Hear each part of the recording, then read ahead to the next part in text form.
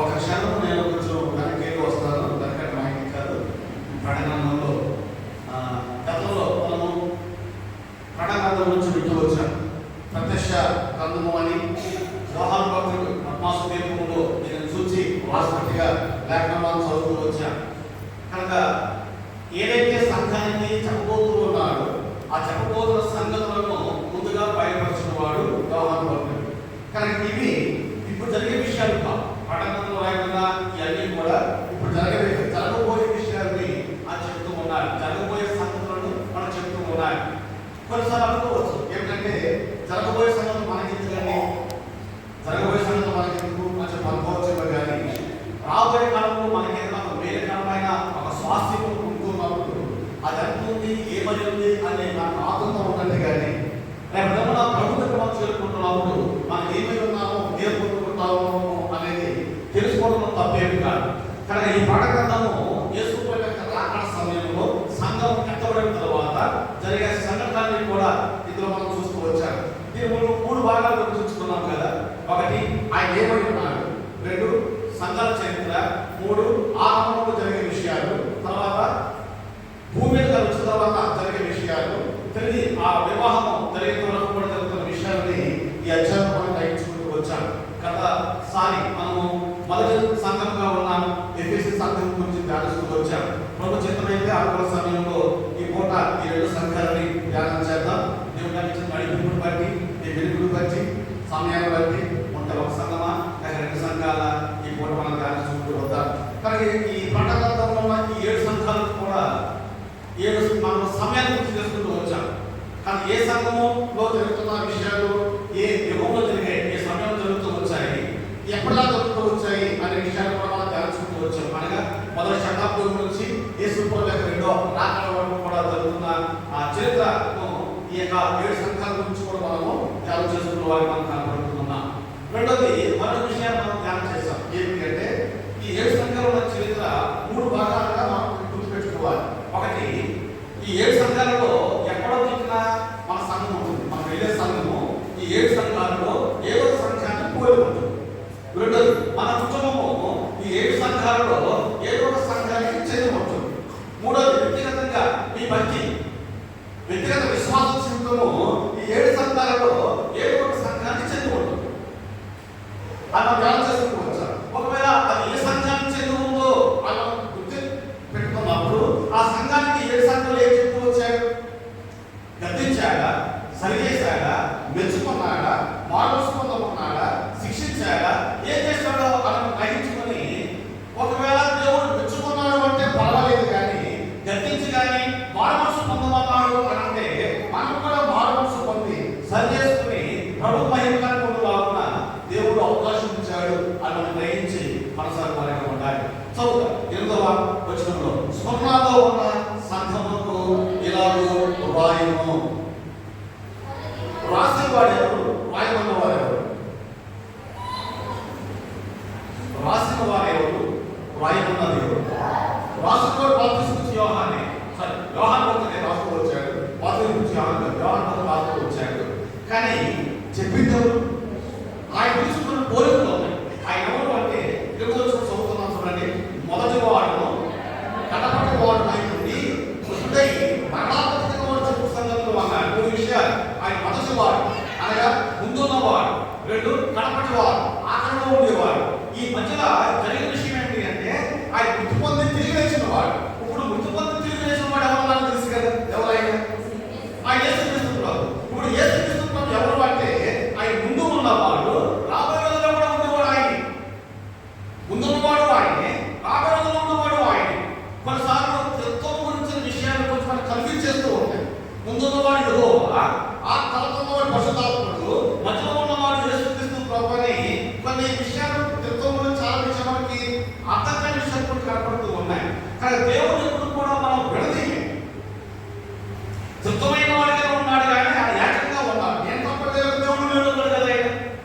నేను తప్ప దేవుడు లేడు అన్నాడు తప్ప నాతో పాటు చేసుకున్నాడు, నాతో పాటు పరిశుద్ధాత్ముడు ఉన్నాడు, మీ ముగ్గురు ఏకమని మనం చెప్పలేడు. కానీ మనం అర్థం చేసుకోవడం కొంచెం మన యొక్క ఆచరణికమైన లోతు బట్టి మన ఆధారపడి ఉంటుంది. ప్రభుత్వం మాట ఏమిటి అంటే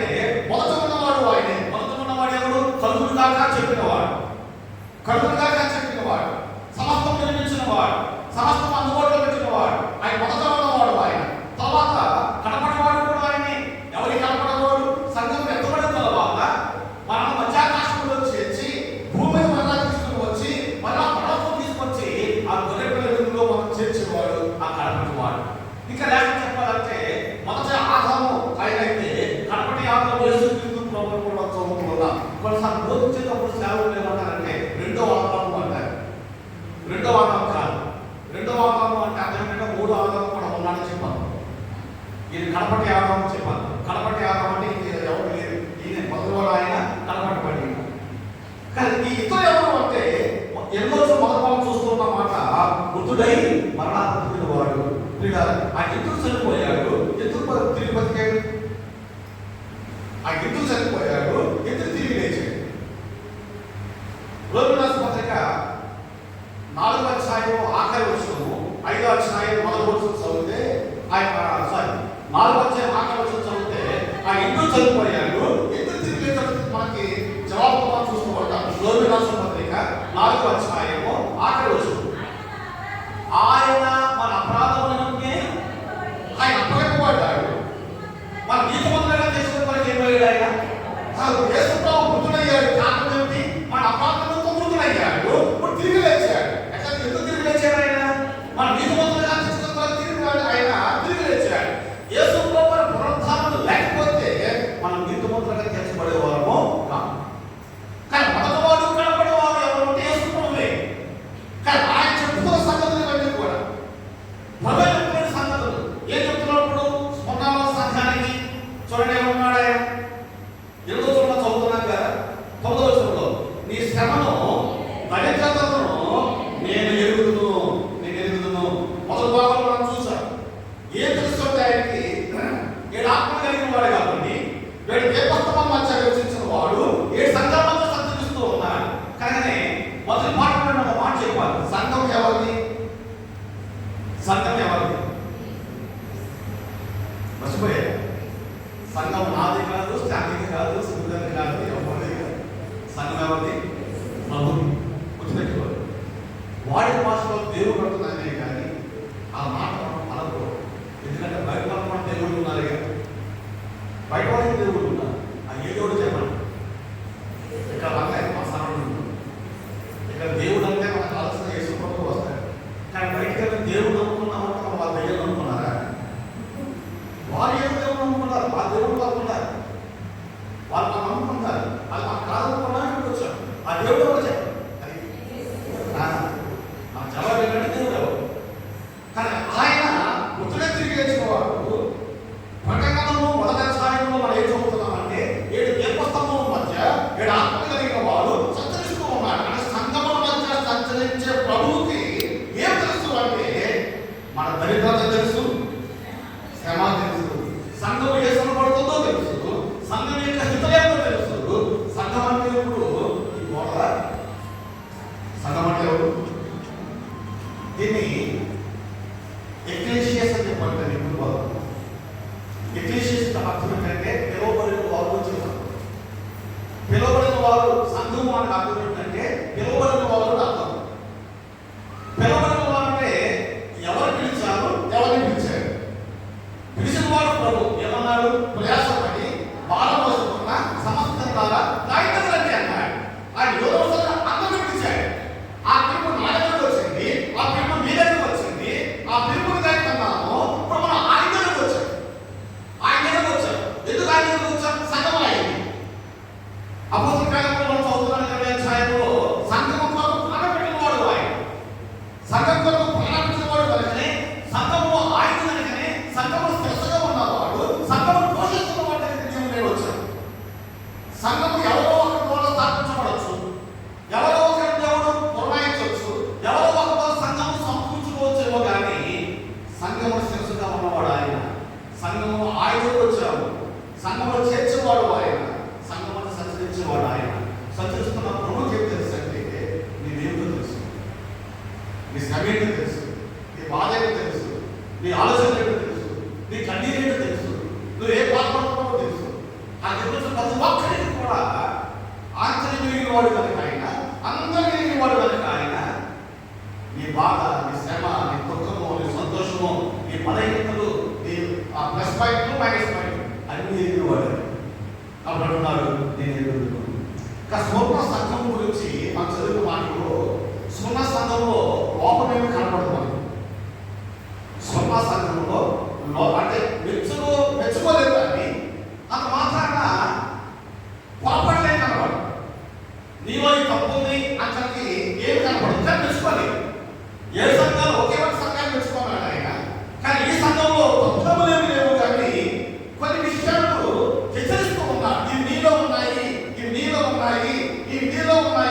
మనకు తెలుసు అంటే ఈ స్వర్ణ సంఘం గురించి కొంత చారిత్రక విషయాలు చూసినప్పుడు స్వర్ణ అనగా బోళము అని చెప్పారు.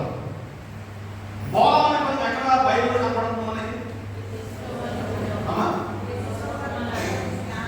యేసు ప్రభు పోచేశాడు. యేసు ప్రభు వారు శిష్యుడిగా ఉన్నప్పుడు తులుపదేశ జ్ఞానులు 3 పదార్థాలు తీసుకొచ్చారు: బంగారము, సాంబ్రాణి, బోళము. ఎందుకు 3 తీసుకొచ్చారు అంటే అర్పించే వ్యక్తి ఈ 3కి సంబంధం ఉంది. అర్పించే వ్యక్తికి ఈ 3 సంబంధం ఉంది. గుర్తుపెట్టుకోండి, ఏదైనా దేవుడికి అర్పిస్తున్నాము అంటే అది దేవుడికి ఉపయోగపడే విధంగా ఉండాలి. ఉపయోగపడేది ఎప్పుడు ఇవ్వకూడదు. ఉపయోగపడేది ఎప్పుడు ఇవ్వకూడదు. ఉపయోగం ఏది ఇవ్వకూడదు. ఏదైనా సరే మనం దేవుడు సమర్పిస్తున్నామంటే బలం కావచ్చు, వస్తువు కావచ్చు, ఏమైనా కావచ్చు, అది దేవుడికి ఉపయోగకరంగా ఉండాలి. మనిషికి ఉపయోగకరంగా ఉండాలి. యేసు ప్రభువుకి ముగ్గురుగా ఆ ముగ్గురు కూడా 3 వస్తువులను ఇస్తూ వచ్చారు. వాటి బంగారం ఇస్తూ వచ్చారు. బంగారం ఆయన మహిమకు కారణంగా కనబడుతుంది. ఆయన మహిమ కలిగిన వాడు. బంగారము ఆయన మహిమ సూచనగా కనబడుతుంది. బోళము ఆయన రంగానికి సాదృశ్యం కనబడుతుంది. సాంబ్రాణి ఆయన ప్రవర్తనానికి సాదృశ్యం కనబడుతుంది. సాంబ్రాణి పైకల్పన చెప్పొస్తుంది. సాంబ్రాణి పాత్రకు గుర్తుగా కనబడుతుంది. సాంబ్రాణి ఆయన ప్రవర్తనకు గుర్తుగా కనబడుతుంది. కానీ అర్పించే వ్యక్తి ఆయన మహిమ కలిగిన వాడు. ఆయన బంగారము. ఆయన ఎంతో చనిపోతాడు. అది బోళము. ఆయన తిరిగేస్తాడు. అతనికి గుర్తుగా సాంబ్రాణి కూడా ఆయన సమర్పిస్తూ వచ్చారు. వాళ్ళు తీసుకొచ్చారు, సమర్పించారు. ఆయన ముందుగా కనపడుతూ ఉన్నాయి. బోళము మంది ఇది రుచికర పదార్థం ఏమీ కాదు. ఇది చేదుగా ఉంటుంది. యేసు ప్రభు వారు దత్తగలుచున్నాము అని శిలువ మీద పలికినప్పుడు బోళముతో ఉంచిన చరిత్రను అందిస్తూ వచ్చారు. ఇది చేదుగా కనపడుతూ ఉన్న పదార్థం. ఈ స్వర్ణ అనగా బోళము అని చెప్పారు. ఈ స్వర్ణ సంఘము ఎఫెసీ సంఘానికి, గతంలో ఎఫెసీ సంఘం చూసుకున్నాం కదా, ఎఫెసీ సంఘానికి దాదాపుగా 62 కిలోమీటర్ల దూరంలో ఉన్న ఈ సంఘం అని ఈ సంఘానికి ఆ సంఘానికి దూరము దాదాపుగా 62 కిలోమీటర్ల దూరంలో ఉన్న పట్టణం. ఈ స్వర్ణ సంఘం చాలా అందమైన పట్టణం. కొండ లోపలికి ఉంటుంది. కొండ పైన కనపడుతుంది. అంటే ఒక గుహలోకి వెళ్ళినట్టు కనపడుతుంది ఈ స్వర్ణ సంఘం. ఈ గుహ అది కొండ కనపడుతుందంటే ఒక విషయంలో చూడదు కదా, తిరిగేస్తే విషయంలో ఉండి బయట కనపడుతుందంటే ఒక కిరీటం ధరించుకున్నట్టుగా కనపడుతుందండి. ఈ స్వర్ణ సంఘానికి ఆ పైన ఆ పర్వతం పైన శక్తమంతా కూడా ఒక కిరీటం దగ్గర కనపడుతూ ఉంటుంది. ఇది చాలా అందమైన పట్టణమే కానీ హృదయం మాత్రం చాలా చక్కగా గుర్తుపెట్టుకోండి. నేను చెప్పేది స్వర్ణ పట్టణం గురించి, సంఘం గురించి కాదు. స్వర్ణ అనే సంఘము గ్రామంలో, పట్టణంలో సంఘం ఉంది. ఆ సంఘానికి పేరు స్వర్ణ సంఘం. అంతేగాని సంఘం మాత్రమే గ్రామంలో పడుకోకండి.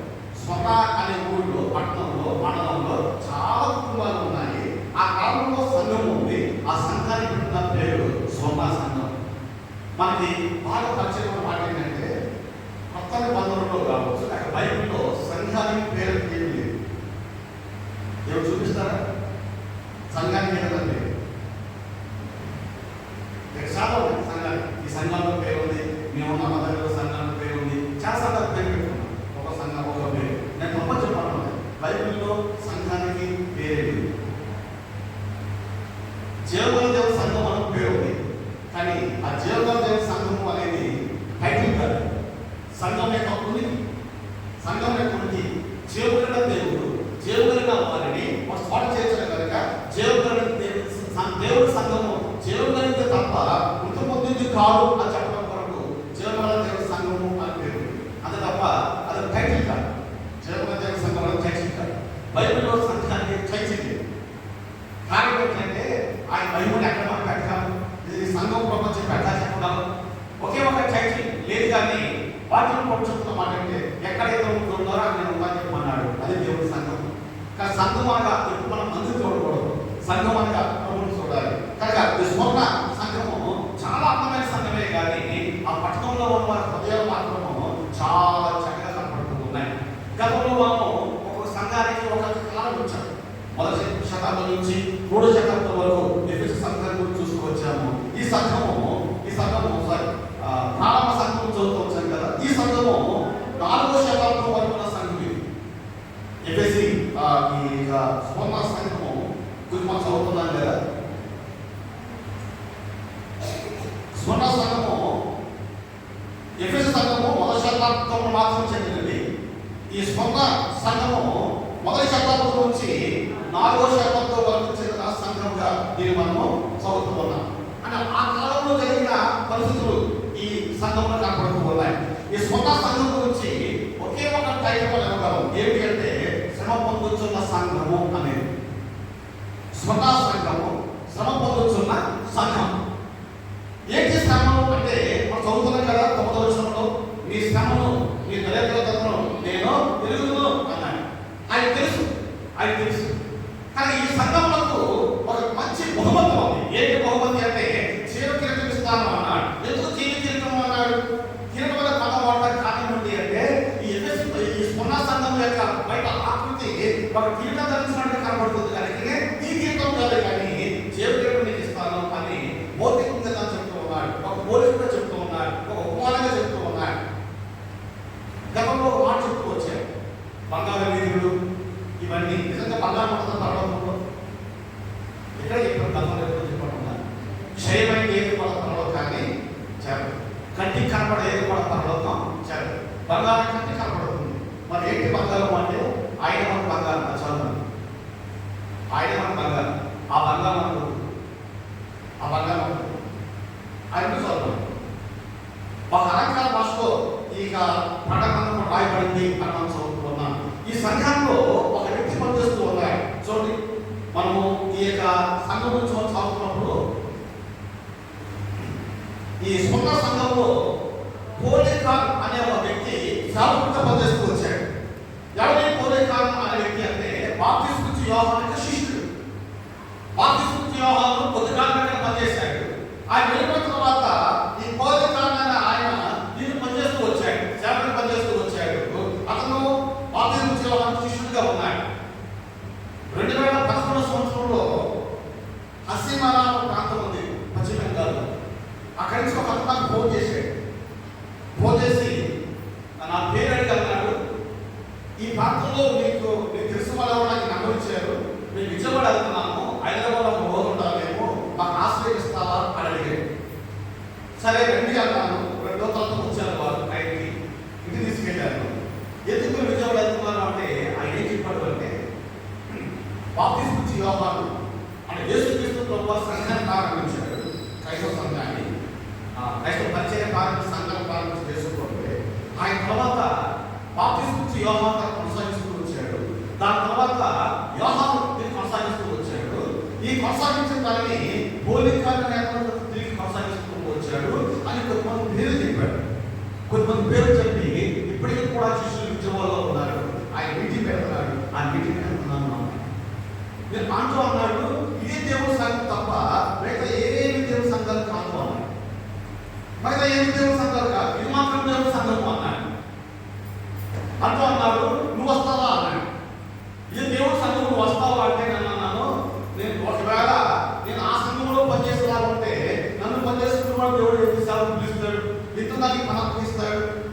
ఇవన్నీ కూడా నమ్మేవాడుగా లేను. నువ్వు అడిగావు, ఆలోచించాను, నువ్వు వెళ్ళు అన్నాను. ఎందుకు మాట్లాడుతున్నావు అంటే ఇప్పటికీ కూడా బాప్తిస్మా యోహాను కదా, ఈ యోహాను గారు స్థాపించిన సంఘ పరిచర్య నేటి కాలంలో గురువు శిష్యుడు విజయవాడలో ఉంది. ఆయన చెప్పాడు, మర్చిపోయి వాళ్ళు శనివారం గ్యాదర్ అవుతారు, ఆదివారం గ్యాదర్ అవుతారు. అంత సంవత్సరాల పరిశ్రమ కాదు వాళ్ళ మామూలు ఇలాగే ఉంటాయేమో కానీ నేను వెళ్ళేవారు వాళ్ళు. ఈ పోలికాన్ ఆయన బాప్తిస్మా యోహాను శిష్యుడిగా ఉండి ఇక్కడ పరిచయం చేసుకోవడానికి కనపడుతున్నాడు. లేకుండా కదా 9వ వచనంలో ఆయన అంటున్నాడు, నేను ఎరుగుదును అన్నాడు. ఏం తెలుసు అంటే సంఘం పడుతున్న శ్రమ తెలుసు, అనగా స్వప్నాల్లో ఉన్న సంఘం యొక్క శ్రమ తెలుసు, సంఘం యొక్క దారిద్రత కూడా తెలుసు. ఏంటి శ్రమ సంఘానికి? ఈ స్వప్న సంఘానికి వచ్చిన శ్రమలు ఏంటి అంటే అనేకమైన శ్రమలు ఇందులో కనపడుకోవచ్చు. ఏంటి శ్రమలు అంటే యూదుల నుంచి మార్మోసుకున్న వారు ఉన్నారు, రోమిల నుంచి మార్మోసుకున్న వారు ఉన్నారు, అందులో నుంచి మార్మోసుకున్న వారు ఉన్నారు. పైగా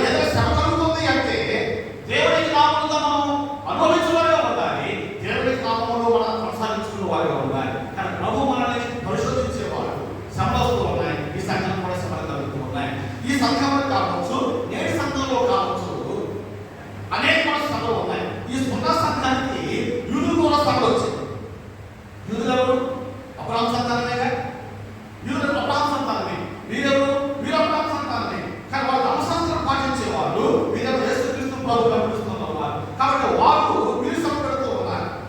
ఈ స్వర్ణ సంఘంలోనే కాదు, చాలా పర్యాయాలు నూతన నిబంధనలో యూదులు క్రైస్తవులు శ్రమ పెంచారు.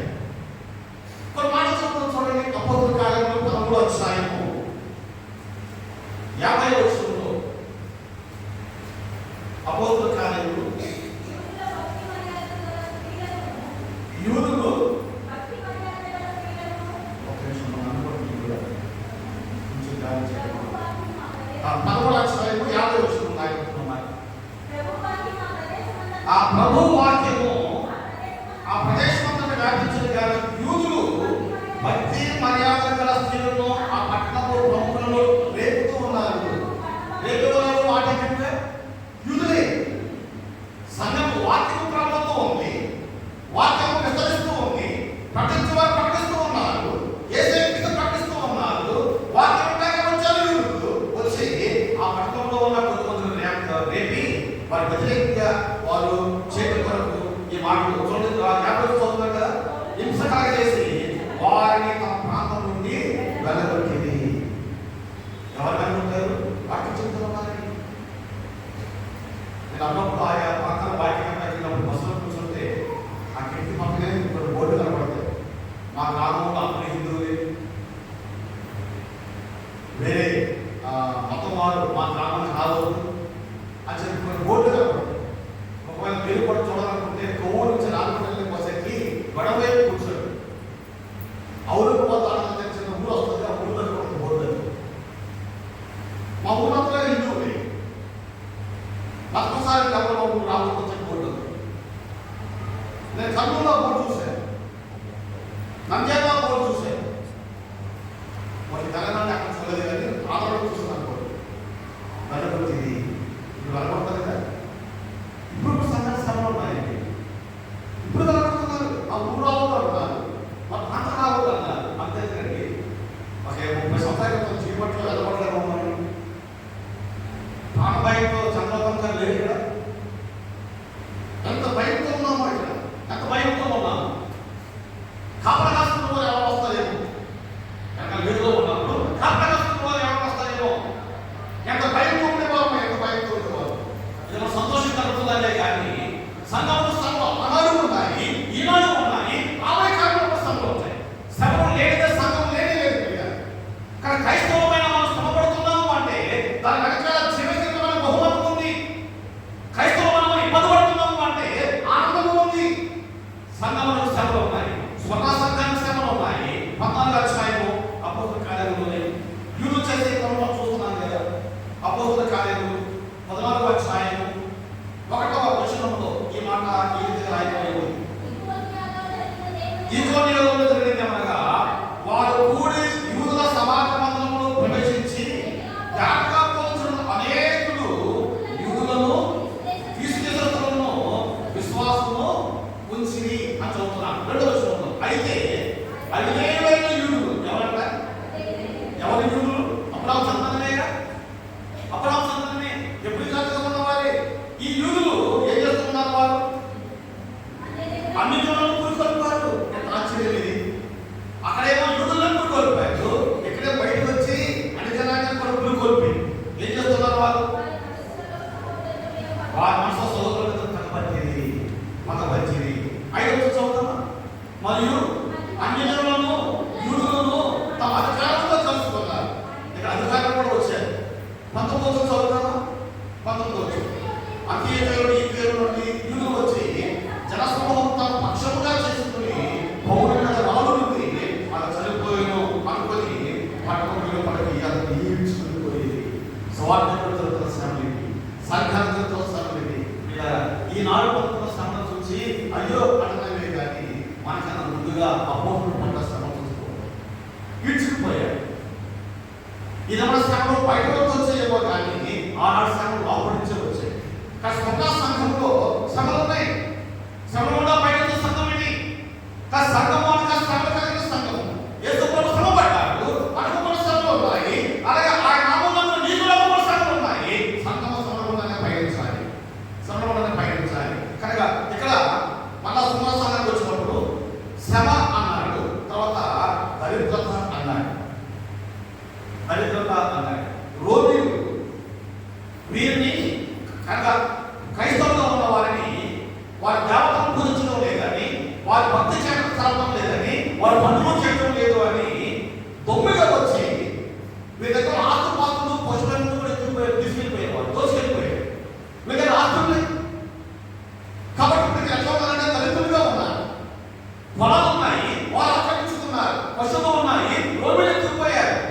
గవర్నమెంట్ ఎత్తుకుపోయింది, ప్రభుత్వాలు ఎత్తుకుపోయాయి. ఒకే ఒక కారణం ప్రభు నమ్మినందుకు. ప్రభు నమ్మినందుకు ఆస్తులు కోల్పోయారు, ప్రభు నమ్మినందుకు పొలాలు కోల్పోయారు, ప్రభు నమ్మినందుకు వస్తువులు కోల్పోయారు, ప్రభు నమ్మినందుకు ప్రభు దళితులుగా ఉన్నారు. ఆ నాడులో ఈ దరిద్రత ఈ నాడు కానీ క్రైస్తవుల మధ్య ఉన్నట్టయితే ఒక్క సంఘానికి వస్తే ఒట్టు ఆనాడు శ్రమపడ్డారండి వాళ్ళు. ఆ శ్రమలో వాక్యం పెట్టారు, ఆ శ్రమలో పునాది వేశారు. కాబట్టి ఇదన్నా పండిన క్రైస్తవ ఫలములను చూస్తున్నాం. ఇదన్నా సంతోషంగా ప్రభుత్వ రాగలుగుతూ ఉన్నాము, సంతోషంగా ప్రభుత్వాన్ని కనపరచగలుగుతున్నామే కానీ వారి దరిద్రతను పోలుస్తూ వచ్చేసుకున్న సంఘంలో ఉన్నాం. ఎవరు చేత శ్రమపడుతున్న సంఘము అన్నాం కదా. శ్రమపెట్టేదేవుడు తొమ్మిది సైనికులే, అధికారులు ఉన్నవారే. మీరు మా మార్గాన్ని విడిచిపెట్టారు, మా భర్త విడిచిపెట్టారు, ఎవరు ఏసును బోధిస్తూ ఉన్నారు, ఏదో భద్రమని అంటున్నారు, ఏదో మార్గం చెప్తూ ఉన్నారు. ఈ మార్గాన్ని విడిచిపెట్టి మా మార్గాన్ని విడిచిపెట్టారు కనుకనే మిమ్మల్ని దోచుకుంటాం అని చెప్పి దోచుకుంటాం. అయినా వారి దరిద్రత వారు ప్రభు చెప్తున్న మాట నేను ఎదుగుతున్నాను. ఈ శ్రమలు నేను నాకు తెలుసు, నేను దరిద్రత నాకు తెలుసు, నాకు తెలుసు అంటే నువ్వెంత బాధపడుతున్నావు. నేటి క్రైస్తవ సంఘాలలో కూడా శ్రమ ఉంది, ఇప్పుడు కూడా సంఘాలలో కూడా శ్రమలు ఉన్నాయి. కనుక ఆనాడు సంఘాలలో ఉన్న శ్రమలు 4 రకాలుగా ఉన్నాయి. ఒకటి శ్రమ ఉంది, చదివాము. దరిద్రత ఉంది, చదివాము. ఆత్మీయ ఎదుగుదల లేకుండా ఉన్న సంఘాలు ఉన్నాయి. నాలుగోది దోషం ఉంది. ఆ కాలంలో సంఘాలు 4 సంఘాలు ఉన్నాయి. ఇప్పుడు ఈ సమకాలం పెరుగుతూ వచ్చింది. నేను సంఘాల్లో ఈ 4తో పాటుగా ఇంకా అనేకమైన సంఘాలు ఉన్నాయి. గుర్తుపెట్టుకోండి, బయట వాటి శ్రమలు వచ్చాయి. ఈ దినమున సంఘములోనే శ్రమలు ఉన్నాయి, సంఘంలోనే శ్రమలు ఉన్నాయి. మీరు ఏమనుకోకపోతే మాట చెప్తారు. ఈ మధ్య కలహాలు లేవు. నీకంటే ఎవరు మంచి చీర కట్టుకుంటే మంచి ఏమనుకుంటారు నాకు తెలియదు. అంటే ఒకలాంటి భావన, ఒకలాంటి భావన. ఏమనుకోవడం మళ్ళీ చెప్తారు. నాకు చెల్లిగానే ఎవరు నాకు చెప్పారు. ఏదైనా గృహకుడుకులు ఉన్నప్పుడు మీరు ఎంతమంది ఆ మా ఇంటికి రాలేదు కాబట్టి నా ఇంటికి ఎలా చెప్పనుకుంటున్నారు అనుకుంటే మీరు చేయమన్నాడు. ఏమన్నా కలహాలే ఇంకా ఉచితంగా ఉంటాయి. ఏంటంటే మా ఇంటికి వచ్చినప్పుడు చాలా మటన్ పెట్టాను, వాళ్ళ దగ్గర చాలా పెట్టారు, మటన్ పెట్టలేదు, నేను రామాయించాను చెప్పి రావాల్సిన లేదా మీ దగ్గర పోవచ్చండి. మా దగ్గర నాకు అవసరం లేదు. నేను అర్థం చేస్తాను సార్, గొప్ప మాత్రం అయినా ఏమవుతుందో చెప్తాను సార్. నిజమే ఉన్నాయి ఉన్నాయి. భోజనం కొలిపే పౌరున్నాడు, వాళ్ళు కలిపేవాడు దేవుడు ఉన్నాడండి. భోజనం కొలిపే ఉన్నారు, తగాదాలు ఉన్నాయి. ఆరవ సంఘంలో విశ్వ సంఘంలో తగాదాలు ఉంటే పేదలు చెప్పలేదు. మీరు వాక్యం చెప్పాలయ్యా, మీరు నమ్మకమైన వాళ్ళు ఏర్పాటు చేసుకోండి అంటే 7 మంది వాళ్ళు ఏర్పాటు చేసుకోలేదు. గొడవలు ఉన్నాయి. ఎందుకు గొడవ వచ్చింది? భోజనం దగ్గర గొడవ, భోజనం దగ్గర గొడవ. ప్రకటన సంఘం గురించి ఆ మాట చదువుకుందాం. ఈనాడు కూడా సంఘంలో శ్రమలు ఉన్నాయి.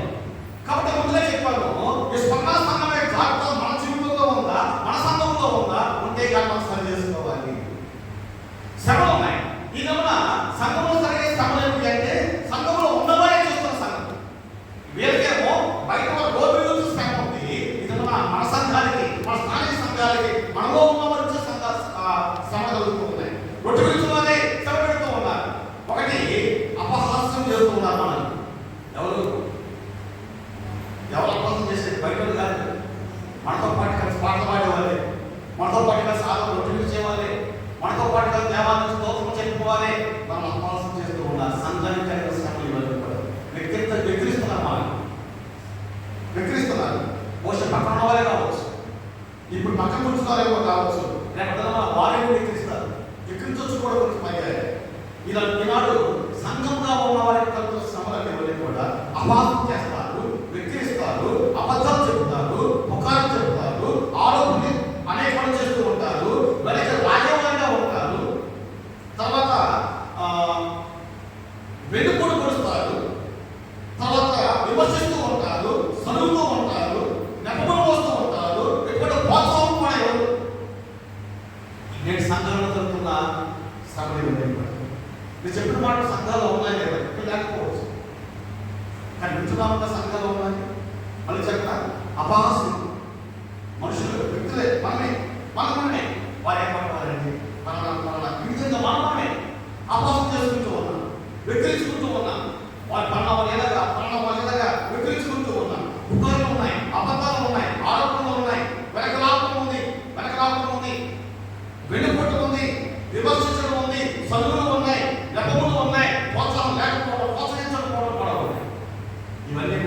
నేటి సంఘంలో జరుగుతున్న శ్రమ, నేటి సంఘంలో జరుగుతున్న శ్రమ.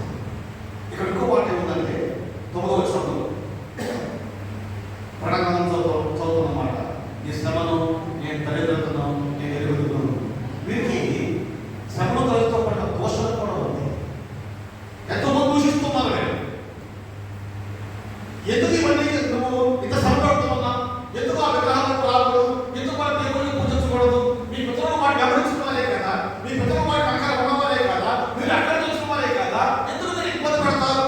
మీరు మంచిది కావచ్చు కదా అని అనేక మంది దూషిస్తున్న వారు కూడా వీరికి విలువ ఉన్నారు. అలాగే మనలో కూడా దూషించే వాళ్ళు చాలా మంది ఉన్నారు కదా. యేసు ప్రభువును అనుకుంటే కుటుంబంలో ఉన్న వారికి నమ్మదుందా? కైత కుటుంబంతో పాడే యేసు ప్రభువు కూడా పర్యాయం అన్నాడు, మీరు సమాధానం శాంతంగా వచ్చారనుకున్నారేమో, నేను గొడవలు పెడతాను వచ్చారన్నాడు. గుర్తుందన్నమాట. చాలా మంది మొత్తంగా దాన్ని యేసు ప్రభువు కూడా గొడవలు పెడతానని చెప్తూ ఉంటారు. యూట్యూబ్లో అక్కడ చూస్తూ వచ్చారు. అర్థంగా చెప్తున్నమాట. నలుగురు ఉన్నారు ఇంట్లో, నలుగురు కూడా అన్యాచారం కలిగిన వారిగా ఉన్నారు. దాంట్లో ఎవరో నమ్ముకున్నారు. ఆ ఆచారాలు వారు గమనించుకోకుండా నమ్మకం కాబట్టి ఆ ముగ్గురు ఏం చేస్తారు? వారిని ఏం చేస్తారు? ఈ సంఘంలో ఈ గిరిమఠ పగాక సంఘంలో చాలా మంది ఉన్నారు. భర్త ఆచారం పెట్టినప్పటికీ కూడా భక్తిని కలుపుతున్న సిస్టర్స్ ఉన్నాయి. చాలా మంది తెలుసు. ఇంకో మాట చెప్పాలంటే, మొన్న మార్కెట్కి వస్తాము అని చెప్పి ఆదివారం సంస్కృతికి వచ్చి ఆరాధన పాల్పొందులు పొంది ఇంటికి దెబ్బతిన్న వారు సహోదరులు చాలా మంది నాకు చెప్పిన సంఘంలో. మీరంతా సెకండ్ జనరేషన్. మొదటి శతాబ్దంలో ఉన్న సంఘంలో ఎంతమంది ఉన్నారు, ఎంతమంది ఉన్నారు అటువంటి వారు. శ్రమలు ఉన్నాయి, దోషములు ఉన్నాయి, దోషములు ఉన్నాయి. నాకు దానంగా చెప్తూ ఉండేవాడు. ఆ డెలికల్ అయితే ఆలోచన చేసుకొని చెప్పినాడు నాకు ఆయన. ఆ మహాకాలంలో నాకు తెలియదు, ఒక దానం పెడదామనుకున్నాను. నిజమే, ఇవన్నీ దోషములే కదా.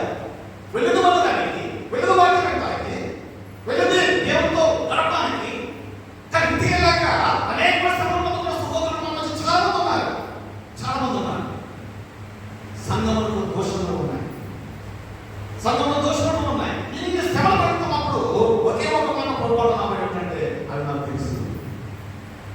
నువ్వు బాధపడుతున్నావు నాకు తెలుసు, నువ్వు శ్రమపడుతున్నావు నాకు తెలుసు, నేను నిందిస్తున్నారు నాకు తెలుసు, నీ దరిద్రత ఉంది నాకు తెలుసు, నువ్వు ఆస్తులు కోల్పోయారు నాకు, అది నాకు తెలుసు. వీళ్ళు ఆస్తులు కోల్పోయారని, పశువులు కోల్పోయారు, ఆదాయం కోల్పోయారు. ఉన్న సంఘంలో ఉన్నవాళ్ళు ఏం కోల్పోతాం? సంఘం దేవుని కొరకు ఇక్కడ ఏమి ఇష్టపడుతున్నావా? కోల్పోవడం కొరకు. అది కోల్పోవడం కొరకు ఏమి ఇష్టపడుతున్నావా? కావాలని పెడుతున్నావు దేవుని దగ్గర. మనకన్నీ కావాలి, మనకన్నీ కావాలి. దేవుడి కొరకు మనము విడిచిపెట్టే వాళ్ళే, దేవుడి కొరకు శ్రమపడే వాళ్ళే, దేవుడి కొరకు ఖర్చు అయిపోయే వాళ్ళే. పాట పాడతాం, ప్రభువాన్ని ఖర్చు అయిపోతాం, ప్రభువాన్ని కొరకు పాట పాడతామే కానీ ఏ ఖర్చు పెడతాం దేవుడి కొరకు? ఏ ఖర్చు పెడతాం దేవుడి కొరకు? స్వభావ సంఘం మనకు ఒక హెచ్చరిస్తున్న సంఘం తెలుసా? వారు ఖర్చు అయిపోయారు దేవుడి కొరకు. ఆస్తులు పోగొట్టుకున్నారు, వారి గృహాలు తగలబెడుతూ ఉంటే ప్రాణం రక్షించడం బయటకు వచ్చారు. ఆస్తులు కోల్పోయిన వాళ్ళు ఉన్నారు. ఎప్పుడైతే చాలా మంది ఉన్నారండి, దేవుడి కొరకు ఆత్మ కోల్పోయిన వాళ్ళు చాలా మంది ఉన్నారు. దేవుడి కొరకు ఆత్మగా చేసిన వాళ్ళు చాలా మంది లోకంలో క్రీస్తు కొరకు శాశ్వతంగా చేసిన వాళ్ళు చాలా మంది ఉన్నారు. ఆ భక్తి చూస్తున్నప్పుడు మన భక్తి ప్రమాణంగా చేసుకుంటే అసలు మన భక్తి భక్తేనా అనే ఆలోచన పట్టుకుని చాలా ఉంటాయి. ఈ మాత్రం చేయలేకపోతున్నానే, ఈ మాత్రం సమర్పించలేకపోతున్నానే, ఆస్తులు కోల్పోయిన వాళ్ళు మన సంఘంలో ఉన్నాం. శ్రమలు ఉన్నాయి, శ్రమలు ఉన్నాయి, శ్రమలు అయినప్పటికీ కూడా ధైర్యంగా ఉండాలి. కాబట్టి అంటున్నాడు 9వ చదువుతాం, అయినను నీవు ధనవంతుడివి, అయినను ధనవంతుడివి. ఒక పక్కనేమో కోల్పోయారా, ఒక పక్కనేమో ఏం లేకుండా పోయారా, ఒక పక్కనే సమర్థం పోయారా. ఇప్పుడు ప్రభు చెప్తున్న మాట ఏంటి? అయినను నువ్వు ధనవంతుడివి, అయినను ధనవంతుడివి. ఏమిటి బాబు? ఒక పక్కనేమో బహుళంగా కోల్పోయారు.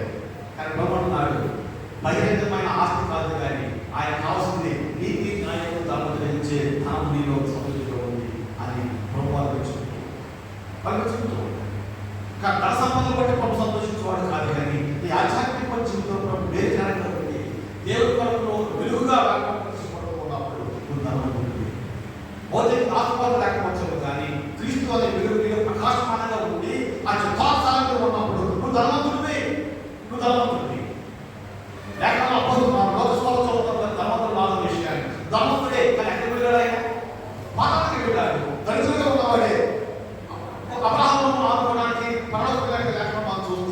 ఇప్పుడు ధనవంతుడు, లోకాసమైన ధనవంతుడే, కానీ ఆధ్యాత్మిక ధనవంతుడు ఎవరు?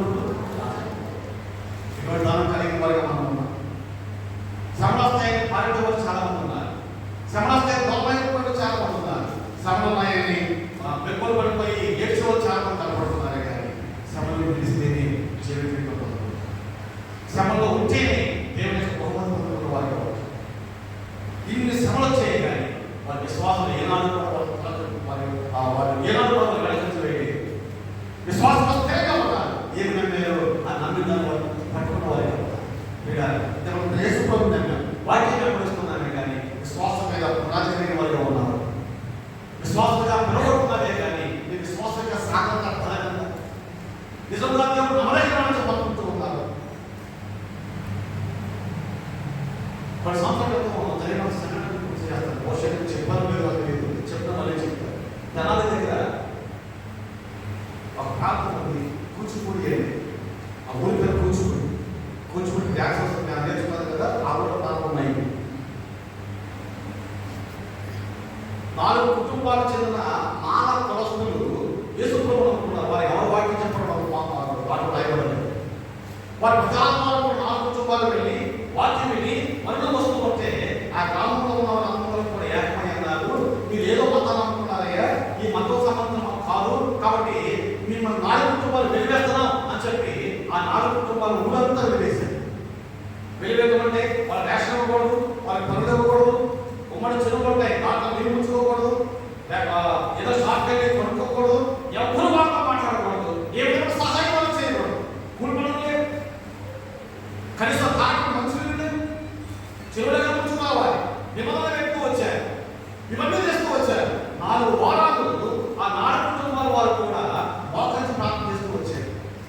4 కుటుంబాల వారు, ఈ 4 కుటుంబాల వారు 4 వారాలు చెందుతున్నారని చెప్పి ఒకసారి ఆ సేవకు ఇంటికి వస్తే ఈ జరిగిన విషయాన్ని చెప్తూ వచ్చాయి. ఆయన ప్రార్థన చేసి ధైర్యంగా చెప్పి వెళ్ళి స్థానిక సంఘంలో చెప్తే ఆ సంఘంలో ఉన్న వారు కరెక్ట్గా రిపోర్ట్ చేశారు. ఆ కరెక్ట్ గారు ఒక వచ్చి ఆ 4 కుటుంబాల వారిని పెద్దలకి పిలిపించి అన్నారు, ఈ 4 కుటుంబాల వారు మీరు చెల్లో దిగి స్నానం చేయండి. ఈ 4 కుటుంబాల వారు చెల్లో దిగి స్నానం చేయండి అన్నారు. వారు చెల్లో దిగే మునగండి అన్నాడు. మునిగాడు, పైకి లేవని అన్నాడు, బయటకు రండి అన్నాడు. వచ్చాడు. ఇప్పుడు ఈ చెరువు ఏదయ్యా, మీరు ఎవరు నేను ఉంచుకోతున్నాడు చెప్పిన మాట కరెక్ట్గా చెప్తున్నాడు. మీరు ఎవరో చెరువు నీళ్ళు తాగదు, మీరు వెలివేశారు కాబట్టి నేను ఆక్రమించుకున్నాను ప్రభుత్వ అధికారిగా. వాడు మరణం చేశారని మీరు తాగొద్దు, మీరు పశువులు కూడా తాగుతున్నాడు. మీరు తాగితే మీరు ఏ శిక్ష వేశారో శిక్ష మీకు వేస్తామన్నాడు. ఇలా కూర్చోవడానికి కాలంలో దాదాపు 7 సంఘాలు ఉన్నాయి. కారణం తెలుసా? వాళ్ళ ప్రభుత్వం నిలబడుతున్నా ఓడిపోతాం, నిలబడుతున్నా ఓడిపోతాం. స్వతా సంఘం నిలబడి కాబట్టి మెప్పు లేదు కానీ శబాషి చెప్పలేదు కానీ నేను కొన్ని విధానాలు ఉన్నాయి, నువ్వు మార్చుకోవాలని నేను ఉన్నాయి చెప్తున్నాడు, లోపలని చెప్తున్నాడు. మెచ్చుకోవాలి, స్వతా సంఘాన్ని మెచ్చుకోలేదు కానీ నీలో ఉన్నాయి చెప్తున్నాడు. ఇదన్నా నిన్ను మెచ్చుకోకపోవచ్చు కానీ నీలో ఏమన్నా గుర్తుపెట్టు.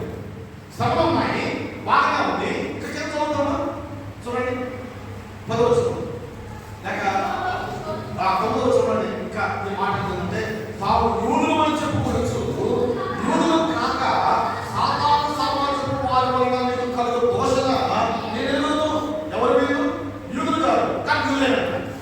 ఇంతమంది యూదులే కానీ మారుమనసు పొందారు, మారుమనసుకు సన్మానం చేర్చబడ్డారు కానీ ఆచారాన్ని కూడా బయట. కానీ వారి వల్ల అనేక శ్రమలు కలుగుతున్నాయి అని చెప్పంటూ ఉన్నారు. ఇదిగో మీరు సోదరుడు పడినట్టు అపవాది మీరు చెరవ వేసబోతున్నాడు. 10 దినములు శ్రమ శ్రమ ఎంత కాలం 11 ఏమవుతుంది 11 ఏమవుతుంది రేపు అయిపోతుంది. 10 అంటే అక్షార్థంగా 10 నుంచి పడుకోవాలి. 10 కాబట్టి నాకు శ్రమ వస్తే 10 రోజులు జ్వరం వస్తే 10 రోజులు తుమ్మ వస్తే 10 నుంచి పడుకోవాలి. అక్షార్థంగా చెప్తున్న మాట అంతే. కొన్ని జన్మల నుంచి శ్రమ ఉంది ఆయన అనుభవించారు. ఆ సంఘంలో శ్రమ ఉంది. ఈ శ్రమలోనే ఆలోచించారు మనం కనబడవాలి. శ్రమ ఉంది. ఇంకా చదువుతాం కదా, మరణం వరకు నమ్మకంగా ఉంటుంది.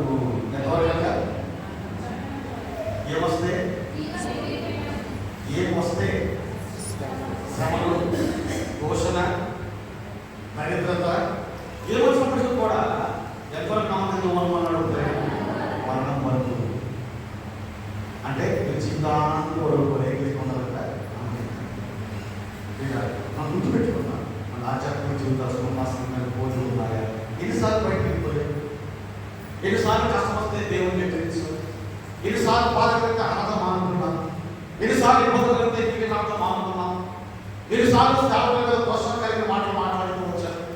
ఎంతకాలం దేవుడు వ్యతిరేకించినట్టుగా కనబడుతున్నా ఇదేమి నీలో ఉన్నట్టయితే ఒకవేళ స్వర్ణ సంఘంలో ఉన్న జీవితాలు స్వర్ణ సంఘం ఎన్ని ఉన్నప్పుడు కూడా శ్రమలో రోజు కూడా శ్రమలో వచ్చు. కానీ 10 దినములు శ్రమ, 10 దినములు శ్రమ. మత్తయి సువార్త మాట చదువుతారు 10వ అధ్యాయము, మత్తయి సువార్త 10వ అధ్యాయము 32, 33 వచనాలలో ఈ మాట ఈ రీతిగా రాయబడింది. మనుషులు ఎదుట నన్ను ఒప్పుకున్న వాడు ఎవరు? పరలోకమందు నా తండ్రి ఎదుట నేను వాడిని ఒప్పుకుంటాను. మనుషుల ఎదుట ఎవరు ఎరగను, వాడిని పరలోకమందు నా తండ్రి ఎదుట నేను ఎరగను. భవిష్యత్తులో మాట్లాడి శ్రమకాలంలో ఉన్నప్పుడు ఈ స్వర్ణాసనంలో ఉన్నవారు తీసుకున్నామయ్యా మీ వైపు మేము అన్నారు. కాబట్టి దేవుడు మనం మెచ్చుకుంటూ వచ్చాడు. శ్రమలు వస్తూ అన్నాడు కాబట్టి జీవకేంద్ర ఇస్తాను అంటున్నారు. ఇది శ్రమ కలుగుతూ ఉన్నప్పుడు ప్రభువు ఒప్పుకుంటూ ఉన్నావా? ధైర్యం చెప్పగలుగుతున్నాను దేవుడు విడమని. ఎవరితో వచ్చి ఇబ్బంది పెడుతూ ఉంటే అయ్యా నేను ప్రభువుని నమ్ముకున్నాను, ప్రభు చెప్పగలుగుతూ ఉన్నావా? ఇక్కడ తీర్మానం చేసుకుంటాం, ఇక్కడ తీర్మానం చేసుకుంటాం. ప్రభు అంటున్నాడు ఎవరైతే ఒప్పుకుంటారో నేను వాళ్ళు, ఎవరైతే ధృవీకరిస్తారో ఒప్పుకోరు నేను కూడా వాళ్ళెవరో మాకు తెలియదు అని కూడా అంటారు. మరొక మాట చదువుతామా? 1 యోహాను పత్రిక 4వ అధ్యాయం. 1 యోహాను పత్రిక 4వ అధ్యాయము మొదటి 3 వచనాలు. అనేకమైన అబద్ధ ప్రవక్తలు లోకంలోనికి బయట వెళ్ళి ఉన్నారు కనుక ఒక ఆత్మను నమ్మకండి. ఒక హెచ్చరిస్తున్నాడు స్వర్ణ సంఘంలో యూదులుగా ఉన్న వారిని వచ్చి మోసం చేస్తూ ఉన్నారు. యూదులు కాని వారిని చచ్చుకున్న మనాన్ని మధ్య అన్నారు. వాళ్ళు యూదులే కానీ యూదులు కాని వారిని మధ్య ఉన్నారు. బోధకులే కానీ ఇక్కడ బోధకులు అంటే వీళ్ళు 1 యోహాను పత్రిక 4వ అధ్యాయం బోధకులే. ఇక్కడ బోధకులు అబద్ధ బోధకులు, అబద్ధములు బోధించేవారు, వాక్యాన్ని సత్యముగా విన్నగా బోధించేవారు. ఇలాంటి కోపంలో కనబడుతున్నటువంటి వారి సంఘాలను దేవుడు వాక్యమే బోధిస్తూ ఉన్నారు, దేవులాగే బోధిస్తున్నారు, పౌలాగే బోధిస్తున్నారు. కానీ బోధంతా కూడా వాక్య పద్ధతికి అనుసరించాల్సి అబద్ధ బోధకులు ఉన్నారు. మన పిల్లగా అనేక అబద్ధ ప్రవక్తలు లోకంలోకి వెళ్ళి ఉన్నారు కనుక ఒక ఆత్మను నమ్మకండి. ఎవరి గురించి మాట్లాడుతున్నాడు ఆయన? మన గురించే. ప్రతి ఒక్కరు నమ్మకండి, ప్రతి ఒక్కరు నమ్మకండి. బోధించేది ప్రభువుని, ప్రకటించేది ప్రభువుని, ఆచరణగా ప్రభువుని చేస్తున్నారే కానీ ప్రతి ఒక్కరు నమ్మకండి. ఇంకేమంటున్నారు? ఆయన ఆత్మ దేవుని సంబంధమైనవో కాదో ఎవరు పరీక్షించుకోవాలంటే ఎవరు చెప్పే బోధ నిజమైనది కాదా, వాక్యానుసారమైనది కాదా అని మనమే పరీక్షించుకోవాలి. మాట చెప్తారు, విన్న బోధ కరెక్టో కాదో తెలియాలంటే ముందు మనం వాక్యం తెలుసుకుంటాం. వాక్యం మనకు తెలియకపోతే ఎదురు వ్యక్తి బోధించేది అవును కాదు మనకి ఎట్లా తెలుస్తుంది? వాక్యం తెలియకపోతే అవతల వ్యక్తి బోధించి ప్రతి కూడా నిజమే చెప్తున్నాం, నిలబడుతున్నాం. కాబట్టి ఎవరిచ్చేవారు నమ్మడిస్తున్నారు,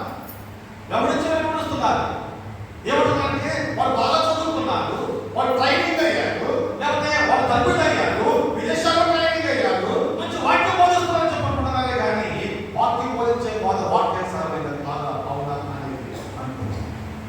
అప్పుడు కార్యంలో పౌలు వాక్యం చెప్తూ ఉంటే గరియా క్రైస్తవులు లేఖనాలు చెప్పి ఆ బోధ అవునో కాదో చూసుకుంటూ వచ్చారు. మనం ఎట్లా ఉన్నాం? చెబుతున్నారా, విన్నామా, మంచి బోధ అనుకుంటున్నాం. ఈ మంచి బోధలు అన్నవి చెవుడు కొలిగే బోధ అన్నాడు, ప్రజల చెవుడు బోధ అన్నాడు, ముసల్మ పచ్చట్లు అన్నాడు. ఇటువంటి సంఘ బోధన మధ్య మన ఆధ్యాత్మిక జీవితం అనేది నావాలని అనుకోవాలి. జాగ్రత్త పెట్టుకున్నాం. మన విశ్వాసాన్ని కాపాడుకుని ఆధ్యాత్మికంగా ఇచ్చే స్థానిక సంఘాలలో మన విలువ తెలియ వాక్యం బోధిస్తూ ఉన్నప్పుడు ఆ వాక్యానుసార ప్రవర్తన కలిగిన వారిగా మన చదువుతాము. 1 యోహాను పత్రిక 4వ అధ్యాయం పిల్లగా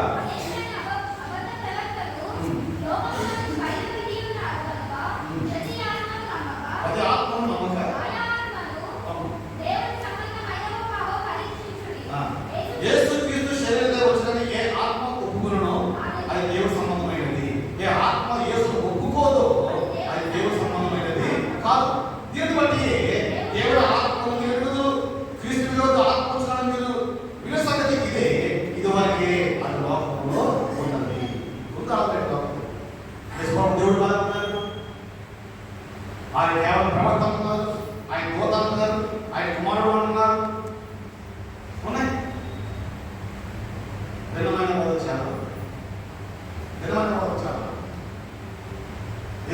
దేవుడు కాదు, ఎక్కడ చూపించదు అంటున్నారు. మీరు ఉండదా మాట? యేసుప్రభు దేవుడు అన్నాడా? ఎక్కడ దేవుడు చెప్పుకున్నాడు? ఇలా అన్నాడు ఒకసారి. వాళ్ళందరూ దేవుడు అన్నారే, నువ్వు దేవుడైనా అంటే నీ ఉన్నట్టే అన్నాడు. గుర్తున్నమాట, నువ్వు ఉన్నట్టే అని అర్థం ఏంటి? మీరు ఎవరన్నా నాకు తెలియదు, అయ్యా మీరు ఏమన్నారంటే నువ్వు ఉన్నట్టే అర్థం ఏంటి నాకు తెలియదు. ప్రకటన 4వ అధ్యాయం అనుకుంటా, 4వ అధ్యాయం 5వ అధ్యాయం దేవుడు ప్రభు అయిన దేవుడు మాట్లాడుతున్నాడు. దేవుడు కుమారుడు జన్మించి, ఇద్దరు కుమారుడు కంటే కుమారుడుగా జన్మించి మాత్రం ప్రభావం చేసి ఈ భావాలు లేఖనాలు చాలా ఉన్నాయి, కానీ అర్థం చేసుకోవడం వాళ్ళు ఎప్పుడూ అయ్యారు. మనం అర్థం చేసుకోవడం దేవుడిగా ఉన్నాం కాబట్టి ఆయన ప్రభుగా మనము కొనసాగించి గౌరవిస్తూ ఉన్నాం. కానీ అబద్ధ బోధకులు మనం వచ్చుకున్నారు. ఆ కాలంలో స్వర్ణాసనంలో కూడా ఉన్నారు. అప్పటికి వాళ్ళు విశ్వాసం స్థిరంగా కనబడుతూ వచ్చారు కాబట్టి వాళ్ళు కొనసాగించుకుంటూ వచ్చారు. కానీ ఈ రోజున ఈ సంఘాల మధ్య వింటున్న బోధ నిజమా కాదా? నిజమా కాదా? స్వస్థత జరుగుతున్నాయి, నిజమా కాదా? అద్భుతాలు జరుగుతున్నాయి, నిజమా కాదా? ఆశ్చర్యాలు జరుగుతున్నాయి, నిజమా కాదా? దేవుడు ఏం చేయగలుగుతున్నాడు? ఏం చేయటం లేదు. ఇవన్నీ కూడా గ్రహించుకుని ఎప్పుడైతే ఇది అబద్ధ బోధనుకుంటామో ప్రవచించే వ్యక్తి నేను అబద్ధ బోధను అక్కడ తొలగిపోవడం వచ్చుకున్నాను. వాడు చెప్పేది నువ్వు సరి చేయలేవు కాబట్టి ఏదో వాస్తవమో అక్కడ చేయవాడు. స్వర్ణాసనం మాదిరిగా అనేక శ్రమలు ఉన్నప్పటికీ కూడా వారి 10 దినములు వారు శ్రమ పడతారు. కొంతకాలం శ్రమ పడుతూ వచ్చారు. ఆ శ్రమకు నిలిస్తే ఏ విధంగా చెప్పన్నాడు? పట్టణంలో మరియు జీవ కిరీటము ఇస్తాను అంటున్నారు. వీళ్ళ శ్రమకు నిలిస్తే వాగ్దానం. శ్రమలు ఉన్నాయి. ఆ శ్రమలో మనము వెళ్ళిపోవాలి తప్ప, శ్రమలో సహించుకుని వెళ్ళాలి తప్ప శ్రమ తొలగించుకోవచ్చు అనుకోవడానికి. ఆశ్చర్యం ఏంటంటే ఎన్ని శ్రమలలో ఏమన్నా ప్రభు మనతో ఆయన మనతో ఉంటే భయపడతాం. ధైర్యంలో ధైర్యం మధ్యస్థవంలో మాట్లాడుతాము. 10వ అధ్యాయం 30 వచ్చిన మధ్యస్థవంత 10వ అధ్యాయం 30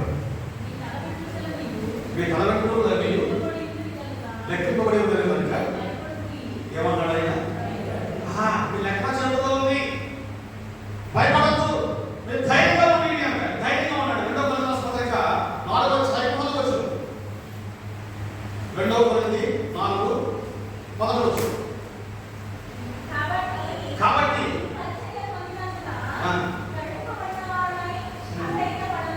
అధైర్యపడము అన్నాడు. అధైర్యపడాలి ఏమిటి? భయపడలేము. శ్రమలు ఉన్నాయి, అయినా సాగుతూ ఉంటాం. ఈ రీతిగా అనేక శ్రమలు ఇబ్బందులు కలిగినప్పుడు భయపడక, అధైర్యపడక బహునామమును కొనసాగించుకుంటూ వెళ్ళినప్పుడు స్వర్ణ సంఘానికి సంబంధం.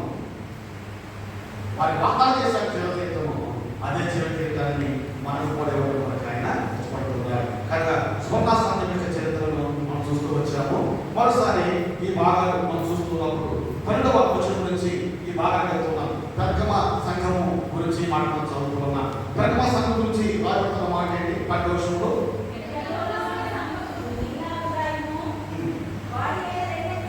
వాడి అయిన రెండంచులు గల ఖడ్గము గలవాడు చెప్పు సంగతులు అన్నారు. యేసు ప్రభువు ఒక మాట ఉంది. ఎవరంటాయన? వాడు కలిగిన రెండంచులు గల ఖడ్గము చేత పట్టుకున్నవాడు. ఆ యేసు ప్రభు ఏంటి? ఖడ్గం పట్టుకున్నాడు ఏంటి? ఈ భూలోకంలో పెట్టే ఖడ్గం పట్టుకున్నాడు ఆయన. అయితే కొండ పట్టుకున్న సందర్భంలో యెరూషలేము దేవాలయం శుద్ధి చేయడం సమయంలో ఆయన పిల్లగానే సాధువుగా వచ్చాడు తప్ప ఆయన ఎప్పుడు కూడా తీర్పడాలి. కానీ 2వ రాకడ ఎట్లా వస్తుంది? ఆయన తీర్పడా వస్తాడు. ఆయన చేతిలో ఖడ్గం ఉన్నట్టు లేకుండా చదువుకుంటాం. తవల అశ్వమేధాలు వస్తున్నప్పుడు, కీర్తిదారిగా వస్తున్నప్పుడు తీర్పడ వస్తున్నాడు. ఆ తీర్పడ చేతిలో ఖడ్గం ఉన్నట్లు చూస్తూ ఉన్నాం. కనుక ఈ 12వ వచనంలో రెండంచులు కలిగి ఖడ్గము అన్నాడు. రెండంచులు కలిగి ఖడ్గం అంటే దేనికి పేరు? వాక్యం అన్నాడు. ఆయన ఏమైనాడు? వాక్యమైన వాక్యమైనది. కానీ వాక్యమైన దేవుడు వాక్యార్థాన్ని చెప్తున్న మాట, వాక్యం చెప్తున్న మాట ఏమిటి అంటే పెర్గమ సంఘాన్ని చెప్తున్నాడు. ఎవరు? సాతాను సింహాసనం స్థలంలో నీవు కాపురం ఉన్నావు. పెర్గమ సంఘము ఎక్కడ కాపురం చేస్తుందంటే సాతాను సింహాసనం వేస్తున్న స్థలాల్లో కాపురం చేస్తున్నారు. ఈ పెర్గమ సంఘము 4వ శతాబ్దం నుంచి 5వ శతాబ్దం వరకు ఉన్న పరిస్థితులను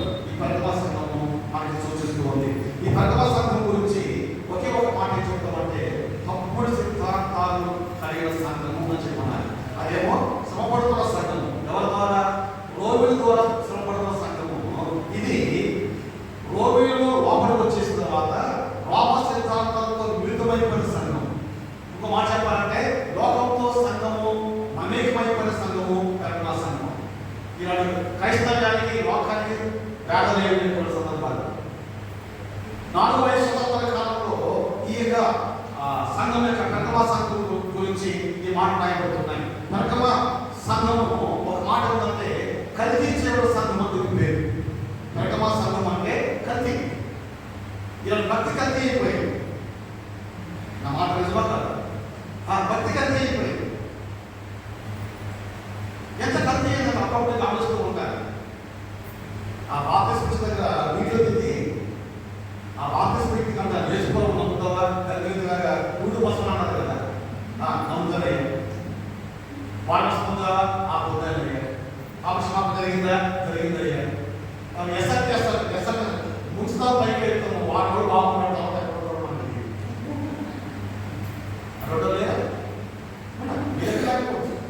సమాజం చాలా మంది ఉన్నారు. ఎక్కడ కలిసిపోయాడు? లోపల కలిసిపోయాడు. దేవా యెహోవాను ప్రేమించి నన్ను విడిచి పోల్చుకోవాలి. ఇక్కడ చాలా సంఘాల్లో చాలా మంది లోకంలో కల్తీ అయిపోయారు. ఇలాంటి కల్తీ క్రైస్తవులు ఏమిటి? ఇదిగో ఈ పెర్గమ సంఘము కల్తీ సంఘానికి సాదృశ్యంగా రాయబడిన సంఘం, కల్తీ చూడ సంఘము. ఈ సంఘము ఆసియా ప్రాంతానికి పరిపాలనా కేంద్రంగా ఉన్నది. ఈ పెర్గమ ప్రాంతం ఆసియా ప్రాంతానికి పరిపాలనగా ఈ పెర్గమగా గోపురము అని చెప్పి దుర్గము అని చెప్పి అర్థం. ఈ పెర్గమ సంఘంలో ఒక పెద్ద శక్తి ఉండేది. సంవత్సరం పర్యాయము న్యాయాధికారులు అందరూ అక్కడికి వచ్చి సమావేశం అవుతూ ఉండేవారు. కాబట్టి ఆసియాలో ప్రాముఖ్యమైన ప్రాంతంగా ఈ పెర్గమ ప్రాంతము అనేది కనపడుతూ ఉండేది. మంచి గ్రంథాలయాలు ఉన్నాయి ఈ పెర్గమ ప్రాంతంలో. మంచి గ్రంథాలయాలు ఉన్నాయంటే అర్థం ఏంటంటే జ్ఞానం కలిగిన వారు ఉండాలని చెప్పి అర్థం. ఈ పెర్గమ ప్రాంతంలో చాలా జ్ఞానం కలిగిన వారు ఉన్నారు. తత్వజ్ఞానం కలిగిన వారు, జ్యోతిష జ్ఞానం కలిగిన వారు, కథల జ్ఞానం కలిగిన వారు ఈ పెర్గమ సంఘంలో కనపడుతూ వచ్చారు. తర్వాత చక్రవర్తులు ఆ ప్రాంతంలో అనేకమైన గుళ్ళు కడుతూ వచ్చారు. ఏడే వాళ్ళు రోమ సామ్రాజ్యంలో ఉన్న అధికారులు ఈ పెర్గమ ప్రాంతంలో వారికి ఇష్టమైన దేవుల యొక్క గుళ్ళు కడుతూ వచ్చారు. కానీ గ్రంథాలయాలు ఉన్నాయి, ఆనందకరంగా క్రీడా స్టేడియంలు ఉన్నాయి. అలాగే ఒక్కొక్క రాజుకి నచ్చిన ఒక్కొక్క గుడి కడుతూ వచ్చాయి. మన మాత్రం కూడా ఉన్నాయి. మన ఏ గుడి లేదు కానీ కొంచెం కేరళ తమిళనాడు వెళ్ళండి, సినిమా హీరోలు కూడా గుడి పెట్టారు. సినిమా హీరోలకు గుళ్ళు పెట్టారు. నేను ఒకసారి తమిళనాడు వెళ్తున్నాను. ఎవరో హీరో ఖుష్బు అంట ఆమె దేవాలయం ఉంటారు. ఆ గౌరవం దగ్గర కానీ ఖుష్బు దేవాలయం చెప్పుకుంటారు. నేను కాలేజీలో చూస్తూ వచ్చాను. ఇంగ్లీష్ క్లాస్ ఉంది, టెంపుల్ ఆఫ్ ఖుష్బు అని. ఏదో కొత్త చెప్పని చెప్పి డ్రైవర్ అడిగితే ఆ హీరోయిన్ అని చెప్పాను. ఉన్నాయి, ఇక్కడ ఉన్నాయి. ఒక రాజుగారు పరిపాలిస్తూ ఉన్నప్పుడు ఆ రాజుగారు నచ్చిన దేవాలయం కడుతూ ఉండేవారు. ఈ విధంగా పెర్గమ ప్రాంతమంతా కూడా అనేక విగ్రహాలు పెట్టుకున్న పట్టణముగా ఈ పట్టణం కనపడుతుంది. వీరికి ఒక ఈ గ్రీకుడికి ఒక దేవత ఉంది. ఆ దేవత పేరు నాగదేవత. పాము వారు పూజిస్తూ ఉండేవారు. ఆ పాముకి అస్మిబియోస్ అనే పేరు. ఆ నాగదేవతకి ఈ విధంగా వారు ఆ నాగదేవత యొక్క గురువులు కడుతూ అనేక సాంప్రదాయాలు కలిగిన వారిగా ఉండేవారు. ఇప్పుడు పట్టవచ్చు చదువుతారు.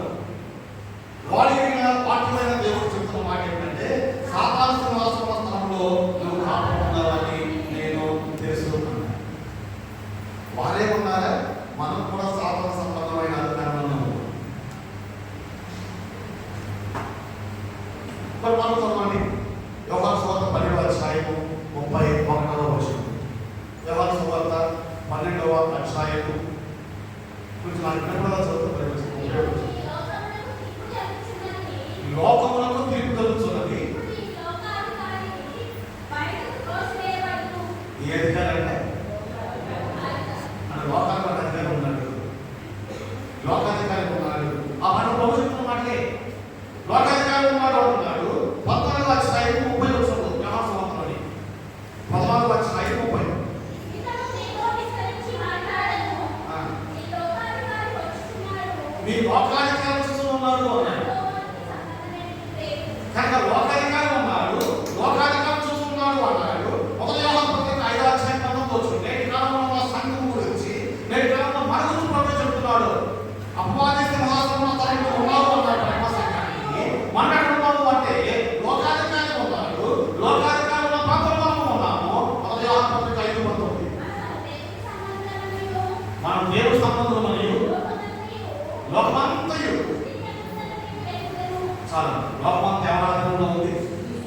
ఇప్పుడు మన సింహాసనం ఏముంది? మన సింహాసనం ఎక్కడ? మనం కూడా సాధారణ సింహాసనంగా ఉన్న ఈ లోకం మీద మనం కూడా ఆధ్యాత్మికంగా సాగుతున్నాం. ఆధ్యాత్మికంగా సాగుతున్నాం. చాలా ప్రజలు చదువుకుంటారు. ప్రాంతం గురించి మనము వాక్యం రాస్తూ ఉన్నప్పుడు ఎఫెసీ పత్రిక 6వ అధ్యాయం 11వ వచనంలో మనం పోరాడుతూ ఉన్నది లోక సంబంధమైన వాళ్ళతో పోరాడడం అని చెప్పంటున్నారు. కానీ లోకము దుష్టు సంబంధిగా ఉంది. కానీ ప్రభుత్వానికి కూడా దుష్టు సంబంధి. వారి మధ్య మనము కూడా ఈ పరికమ సంఘంలో ఉన్నది. కానీ మనం కూడా వారి మధ్య కాపుకుంటూ వచ్చారు.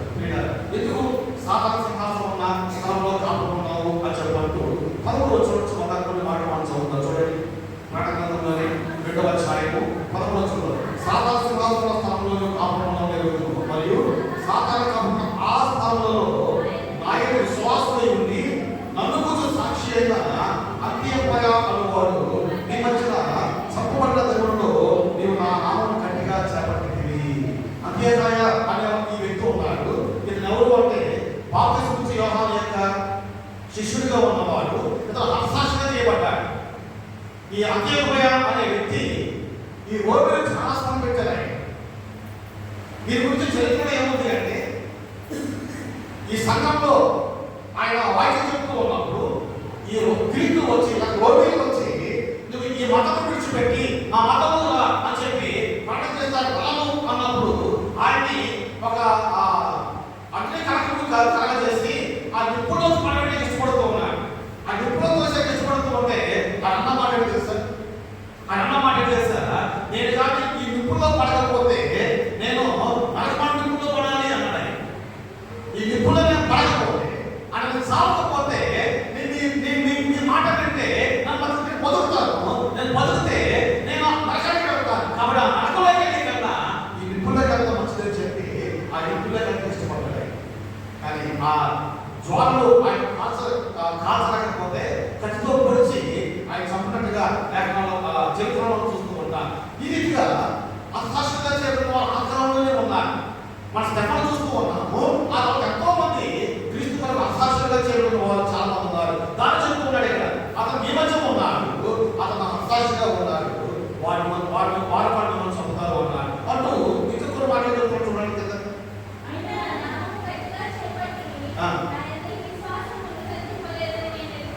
నేను ఎదుగుతున్నాను ఆయనను నేను నీ మీద కొన్ని తప్పులు మోపవలసి ఉన్నది.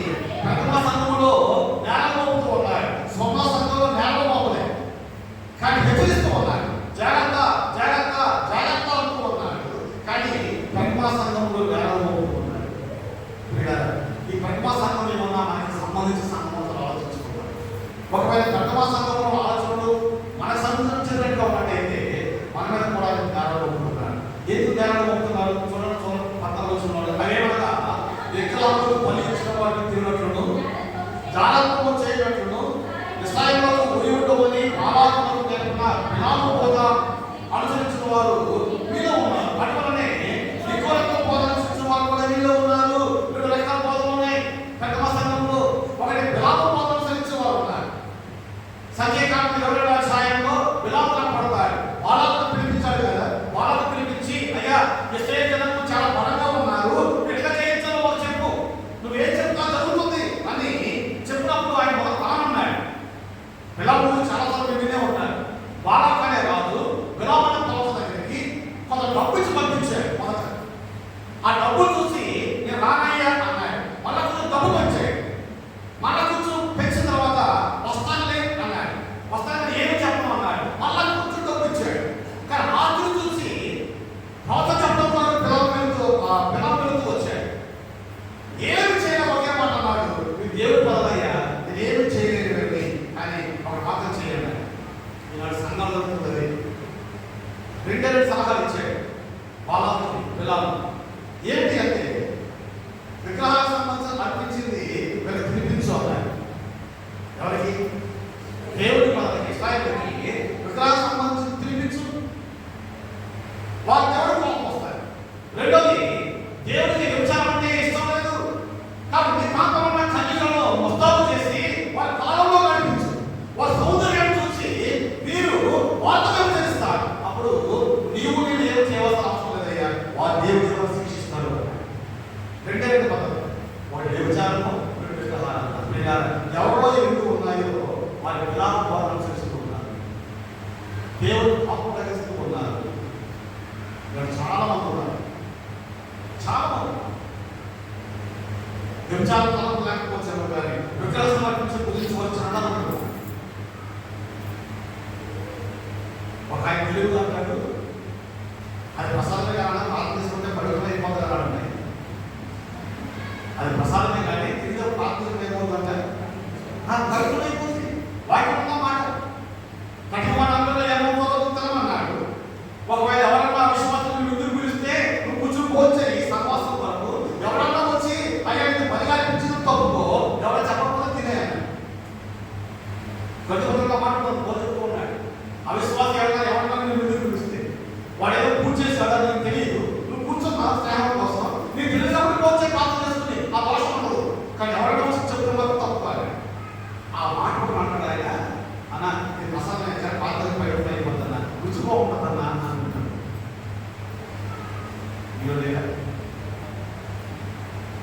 ఈరోజు పరిశుద్ధమైన వివాహం కాటేస్తారు, కాటున్న కోసమే. ఏ ఆచారం ఇది? ఏ ఆచారం? ముహూర్తం 10 గంటల 2 నిమిషాల 30 సెకండ్లు ఎవరు పెట్టాడు? మీరు ఎప్పుడు వెళ్ళాలి పెళ్ళికి? నేను చాలా పెళ్లి చేశాను, కానీ ఆ ముహూర్తం ప్రకారం చేయలేదు. ఆ ముహూర్తం మాత్రం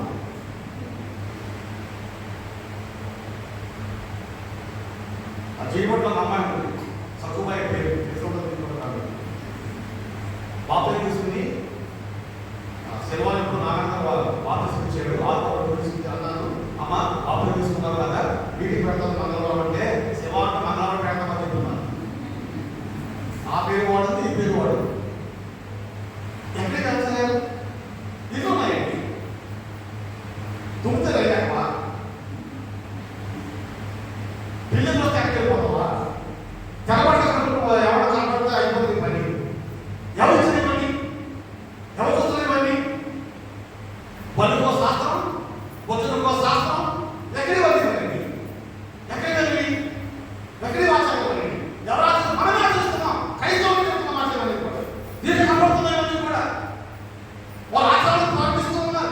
పిలవకపోతే మళ్ళీ పిలవకపోతే అనేక బోధకు లోపడిపోయి లోపంతా ఈరోజు క్రైస్తవులు వచ్చారు.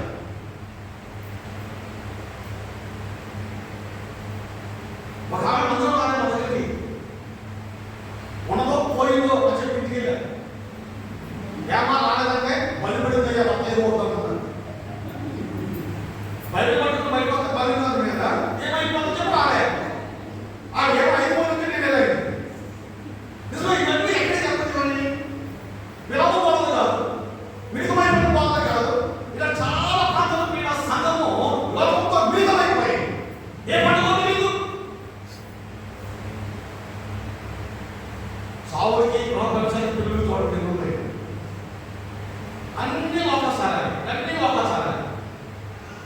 నేను దాదాపు 150 పిల్లలు చేసిన పెళ్ళికి చాలా పాత్ర పెళ్లి చేసింది. 7 చిన్న పెళ్లి చేసింది. తిరిగి వస్తుంది. ఎందుకు వస్తుంది తెలుసా? పొంతు తప్ప అందరూ వస్తుంది. ఆ పొంతు స్థానం ఏమన్నా నిజమేనండి. ఆంధ్రలో 9 జరిగింది. మా సంగతులు కాదు, మా వాళ్ళు ఎవరు నేను వాడు పెళ్లి చేస్తే ఎవరు చెప్పారంట, నన్ను పిలిచారు, నేను వెళ్ళాను. నాకు విశ్వాసం గారు పిలిచారు, నేను పెళ్లి చేయడానికి వెళ్ళాను. ఒక పొంతు తప్ప అన్ని సేవలు వస్తాయి. ప్రమాణం తెచ్చుకుంటారా డబ్బు పైసలు పైన నమ్మసంగా కాకుండా ఏమి పడతలే, నిత్యము కాపాడి ఏమి పడతలే, బాధపడాలి. అదే పడుతున్నాయి, బాధపడతాను. నేను బాధపడి వచ్చినాను. మాట చెప్పిన ఆ కాపాడు అది దేవుడు కాపాడుతున్న లోకాన్ని కాపాడుతున్న విషయాలు వేరే పరిశుద్ధమైన వివాహం రక్తవాసం అట్లాగే ఉంది. చాలా కష్టాలు అట్లాగే ఉన్నాయి. లోకంతో మమేమైపోతూ ఉన్నాయి. వాళ్ళేమనుకుంటారు, వేరేమనుకుంటారు, వాళ్ళేమనుకుంటారు అని చెప్పి మనుషులపై పడుతున్నామే తప్ప జీవనం పేరుతో లేదో కొట్టివేస్తున్నాడు.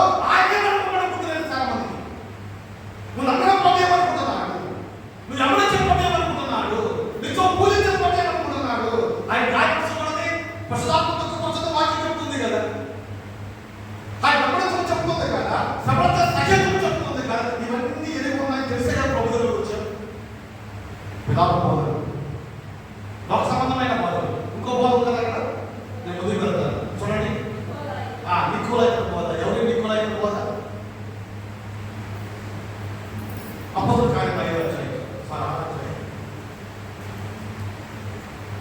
అపోస్తల కార్యములు 6వ అధ్యాయం. ఇందాకే ఆ టాపిక్ గురించి మనం ధ్యానం చేసుకుని చెప్పి అనుకున్నాం కదా. పేరు చెప్తున్నాడు 3వ వచనంలో, లేక 6వ అధ్యాయం 2వ వచనంలో, అప్పుడు 12 అపోస్తలులు 12 శిష్యుల సమూహాన్ని పిలిచి, మేము దేవుని వాక్యం బోధించటమాని ఆహారం పుచ్చుకున్న యుక్తము కాదు. కాబట్టి సహోదరులారా, ఆత్మతోనూ జ్ఞానంతోనూ నిలుపుకొని మంచి పేరు పొందిన 7 మనుషులను మీలో ఏర్పరచుకుని మేము వారిని ఈ పనికి నియమించుము. అయితే నేను ప్రార్థన వాక్యం పరిశీలన నిరతగా కాకుందుము అని చెప్పి ఈ మాట జనసమూహమందరికీ ఇష్టమైన కనుక వారు విశ్వాసంతోనూ పుష్పాంతతోనూ నిలుపుకున్న స్టెఫెను, ఫిలిప్పు, ప్రొకరు, నికోరు, తిమ్మోరు, పెర్మనాసు, యూదుల మత ప్రతిష్ఠుడును అంత్యోక్యు వాడును అగు నికోలాను అన్నవారిని ఏర్పరచుకునేను. ఇక్కడ నికోలాను అన్నది కదా, ఆయన గురించి మాట్లాడుతున్నాయి. ఏమున్నాయి? యూదుల మత ప్రతిష్ఠుడును, ఊరి పేరు అంత్యోక్య ఉన్నవాడు. ఈ అంత్యోక్యలో పౌలు సువార్తకు వచ్చాడు, మారుమనసు పొందాడు. ఈ నికోలా అనే వ్యక్తి ద్వారా వస్తే ఈ నికోల బోధ అనేది కావచ్చు, లేక వంశం కావచ్చు. ఈ నికోల అనే ఈ వ్యక్తి ఆత్మతో జ్ఞానంతో నిండుకున్న వాడే. ముందు ఏదో యూదులు కాదు, వాస్తవంగా ఏదో అన్యుడిగా ఉన్నవాడు పౌలు గారి పరిచర్యలో, పేరు గారి పరిచర్యలో యేసు ప్రభువును నమ్ముకున్నాడు. అక్కడ నమ్ముకుని యోధామతం నమ్ముడుస్తూ వచ్చాడు. యోధామతంతో పాటుగా యేసు ప్రభువును నమ్ముడుస్తూ వచ్చాడు అనుకోవచ్చు. యోధామతం ఏంటి అని లోకసభ 7వ అధ్యాయంలో సైనిక అధికారి కనపడతాడు. ఈ సైనిక అధికారులు స్నేహితులు ఉన్నారు కదా, వాళ్ళు ఏమన్నారు ప్రభు దగ్గరికి వెళ్ళి? లోకసభ 7వ అధ్యాయంలో ఒక సైనిక అధికారి దగ్గర ఒక వ్యక్తి రోగి ఉన్నాడు. రోగి ఉంటే ఈ సైనిక అధ్యక్షుడు ఉన్నారు. స్నేహితుల దగ్గరికి వెళ్ళి ఆయన్ని మా ఇంటికి రావాలని చెప్పయ్యా, నేను ఆ వరం కలిగిన వాడిని కాదు, కానీ నా రోగి ఉన్నాడు, బాగుపరచమంటే వాళ్ళు అంటారు కదా, అతడు ఈ మేలు పొందడానికి అతను యోగ్యుడే అన్నాడు. ఏం యోగ్యుడు అంటే రోగుడు కాదు, కానీ యోధా మతం నడుస్తూ వచ్చాడు సైనికుడు. కాబట్టి మన మతాన్ని నడుస్తూ ఉన్నాడు, సులువుగా మందిరం కట్టాడు, నికోల మీద యోగ్యుడే అని చెప్తూ వచ్చాడు. అలాగే ఈ నికోల వ్యక్తి కూడా బయట తన భక్తి ఉంది, కానీ అన్యుడిగా ఉన్నవాడు యోధా మతాన్ని గమనిస్తూ వచ్చాడు. యోధా మతం వచ్చి క్రైస్తవ మార్గంలోకి వచ్చాడు. క్రైస్తవ మార్గంలోకి వచ్చాడు. పౌరుల ద్వారా, పెద్దల ద్వారా ఆత్మనిర్భర కలిగిన వాడిగా ఉన్నాడు, బాప్తిసం తీసుకున్న వాడిగా ఉన్నాడు, సంఘంలో మంచి జ్ఞానం కలిగిన వాడిగా ఉన్నాడు, ప్రచార దృష్టిలో ఎచ్చబడిన వాడిగా ఉన్నాడు. కొద్ది కాలమైన తర్వాత మన లోకంలో కలిసిపోయిన వాడిగా ఉన్నాడు. అనేకమైన కలుపులు బోధ చేసుకోవచ్చు, కొత్త బోధ. ఇలాంటి బోధ చాలా మంది ఉన్నారు. ఆ బోధన గురించి వాళ్ళని నిక్కులతో బోధ అంటారు. ఈ నిక్కులతో బోధ ఏంటంటే ఆచారాలే. ఈ నిక్కులతో బోధలో మరొక బోధ ఏంటంటే, ఈ నిక్కులతో బోధ యేసు ప్రభు దేవుడే, కానీ ఆచారాలు.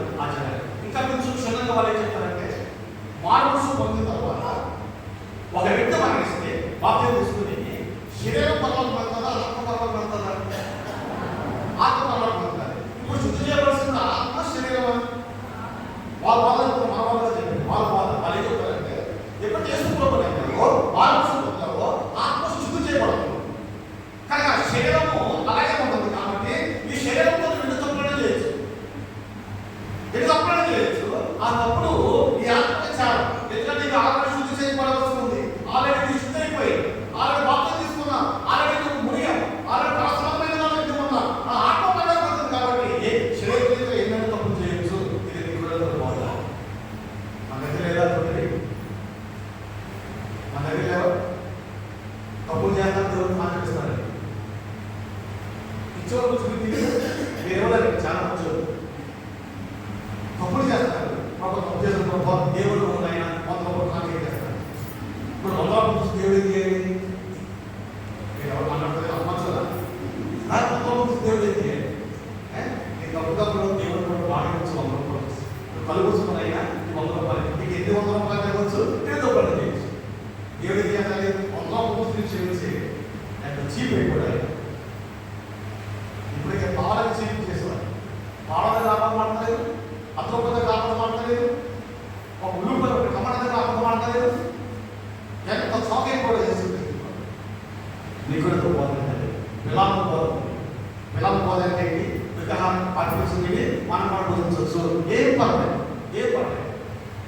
కొబ్బరి ముఖ్యంగా, స్వీట్ ముఖ్యంగా ఏం పర్లేదు. ఆ తెలుగు వాళ్ళు ప్రార్థన చేసుకొని తింటారు.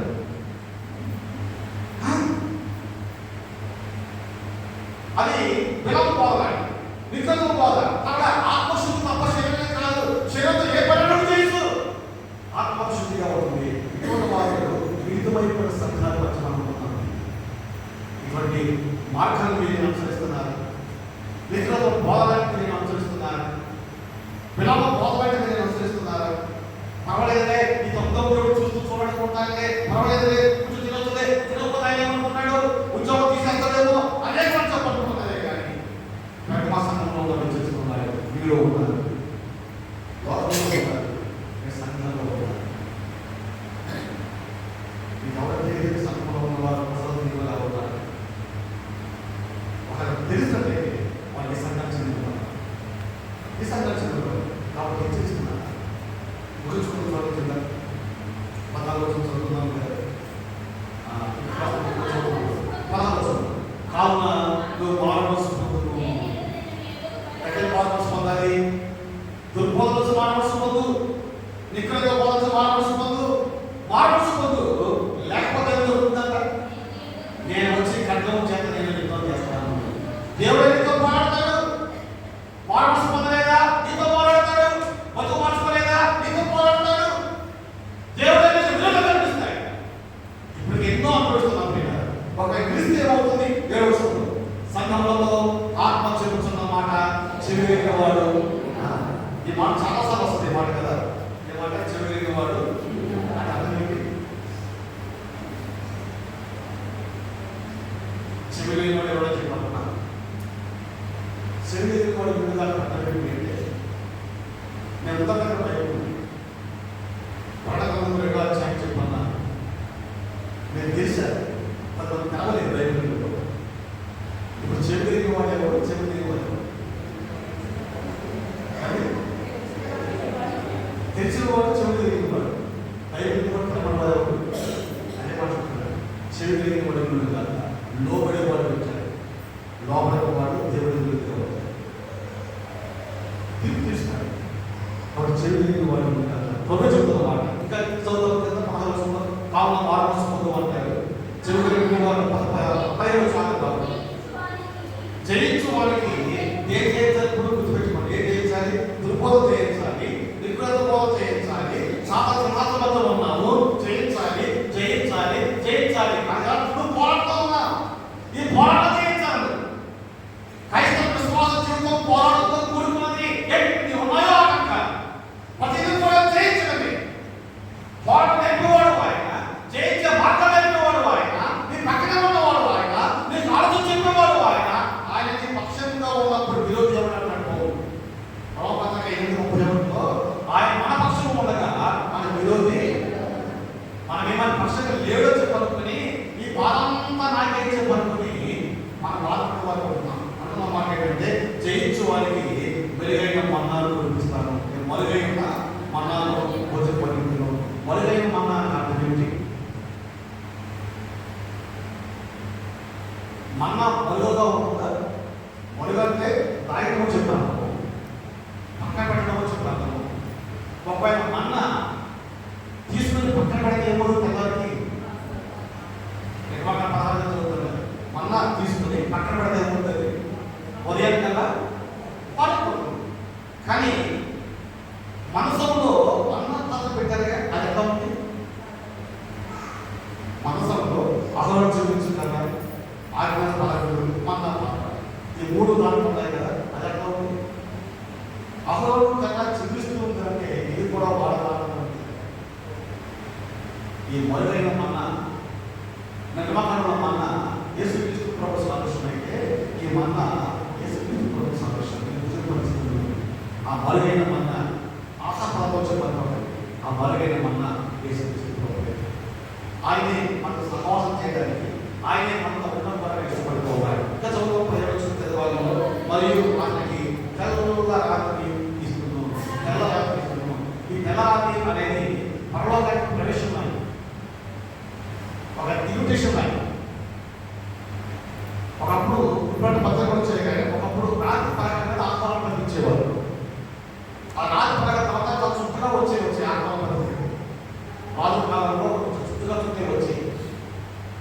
తర్వాత ముందుగా పలకలు రాసేవారు. ఆ పలకలే రాతి పలకలు ఉన్నాయి. రాతి పలకలు ఆహ్వానానికి గుర్తుగా కనపడుతూ ఉన్నాయి. తర్వాత 40 ఆఖరి భాగంలో రాతి మీద చెప్పబడిన ఒక కొత్త పేరు, ఆ కొత్త పేరు అధికారానికి గుర్తు. ఆ కొత్త పేరే ఫలానామైన మంచి వీళ్ళు సంఘాల గురించి ఆలోచిస్తూ వచ్చారు. సున్నా సంఘం గురించి, ప్రతిభా సంఘం గురించి ఆలోచనలు ఉన్నాయి. సున్నా సంఘంలో పెద్ద లోపమైతే కానీ లోపం చూస్తూ వచ్చి ఉన్నాయి లోపాలు. సరే, ప్రతిభా సంఘంలో లోపాలు ఉన్నాయి. సాధారణ సంబంధమైన లోపంలో ఉన్నారు అన్ని కనిపించిపోయి రోజు కలిపారు. ఒక 10 నిమిషాల సమయం నేను గుర్తు చేస్తాను.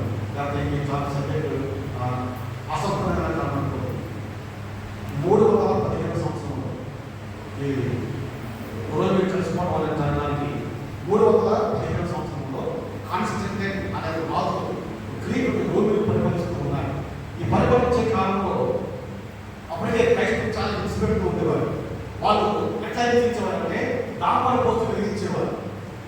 లేకపోతే అప్పుడే పోసిన ఒక పశు చర్మాన్ని, ఒక దున్న చర్మాన్ని కోసి దానికి ఉప్పు రాసి దానికి క్రైస్తవుడికి దానికి చుట్టి కుట్టేవారు. ఎప్పుడో చర్మానికి పచ్చికూర చర్మానికి ఉప్పు రాస్తారో అది బాగా లాగుతారు, దూషించుకోవాలి. వీళ్ళు దేహం కూడా దూషించుకొని చచ్చిపోయేవారు.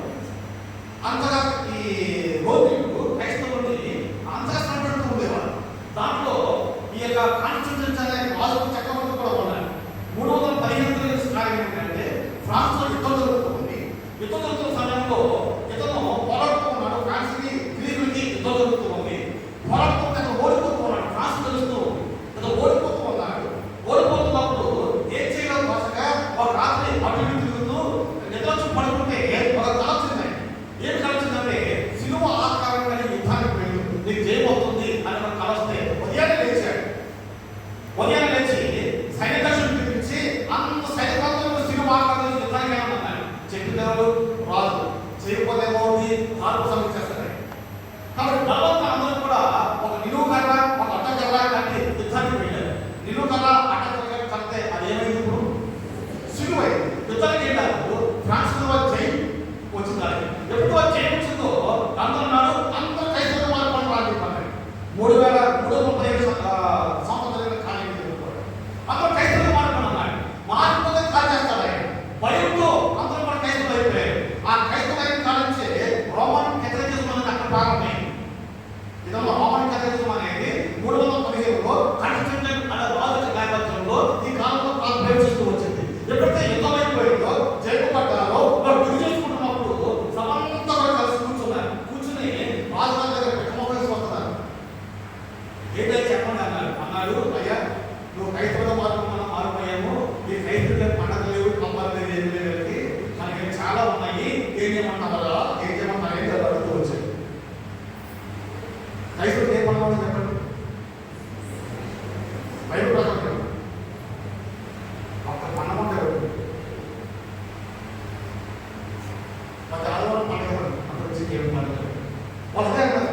ఈ క్రైస్తవుల పండుగ ఏమి లేవయ్యా అంటే ఆయన అన్నాడు, వెరీ సింపుల్. రాముడు బొమ్మ తీసేయండి, చేసుకోవాలి. అర్థమైందా? రాముడు పూజిస్తున్నారా? రాముడు బొమ్మ పక్కన పెట్టేయండి, యేసు బొమ్మ పక్కన పెట్టండి. మధ్య కృష్ణ బొమ్మ తీసేయండి, యేసు బొమ్మ పక్కన పెట్టండి. మధ్య ఆకర్షణ మొదలు వచ్చింది కాబట్టి గుడి పండుగ వచ్చింది. రాముడి గతం చేస్తారు కదండి గుడి పండుగ. ఇన్ని పండుగలు ఉన్నాయి. రాముడి గతం ఇవన్నీ అక్కడికి వచ్చాయి. ఒక మాట చెప్పిన క్రిస్మస్ వాళ్ళు పెట్టింది, గుడ్ ఫ్రైడే వాళ్ళు పెట్టింది, ఈస్టర్ డే వాళ్ళు పెట్టింది. ఈ పండుగ వాళ్ళు పెట్టింది మనం ఆచరిస్తున్నమాట. ఈ పండుగలో కాకుండా 315 సంవత్సరాల క్రితము లేఖనాల్లో ఏ పండుగ ఉంది?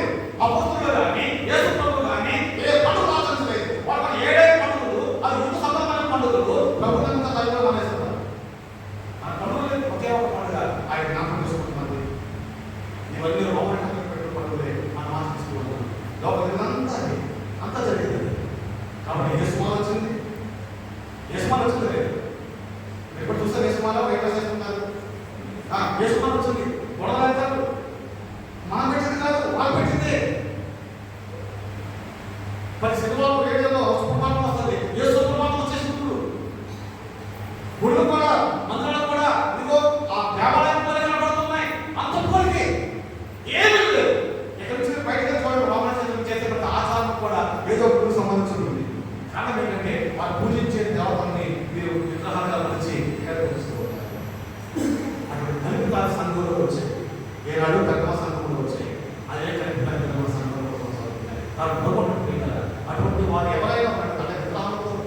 ముందుకు ఎందుకు అన్నాడు కదా, విగ్రహం ఎందుకు సహవాసము, ఆయన ఒక్కడే ఉన్నాడు, అనేకమై ఉన్నాయి, ఆయన విడిచిపెట్టి బయటకు వచ్చారు. మరలా మన విగ్రహంతో కలిసిన లోకంతో కలిసిన ఆయన మోసం కోరుకుంది. కాబట్టి నాకు హెచ్చరిస్తున్నాడు, మార్పు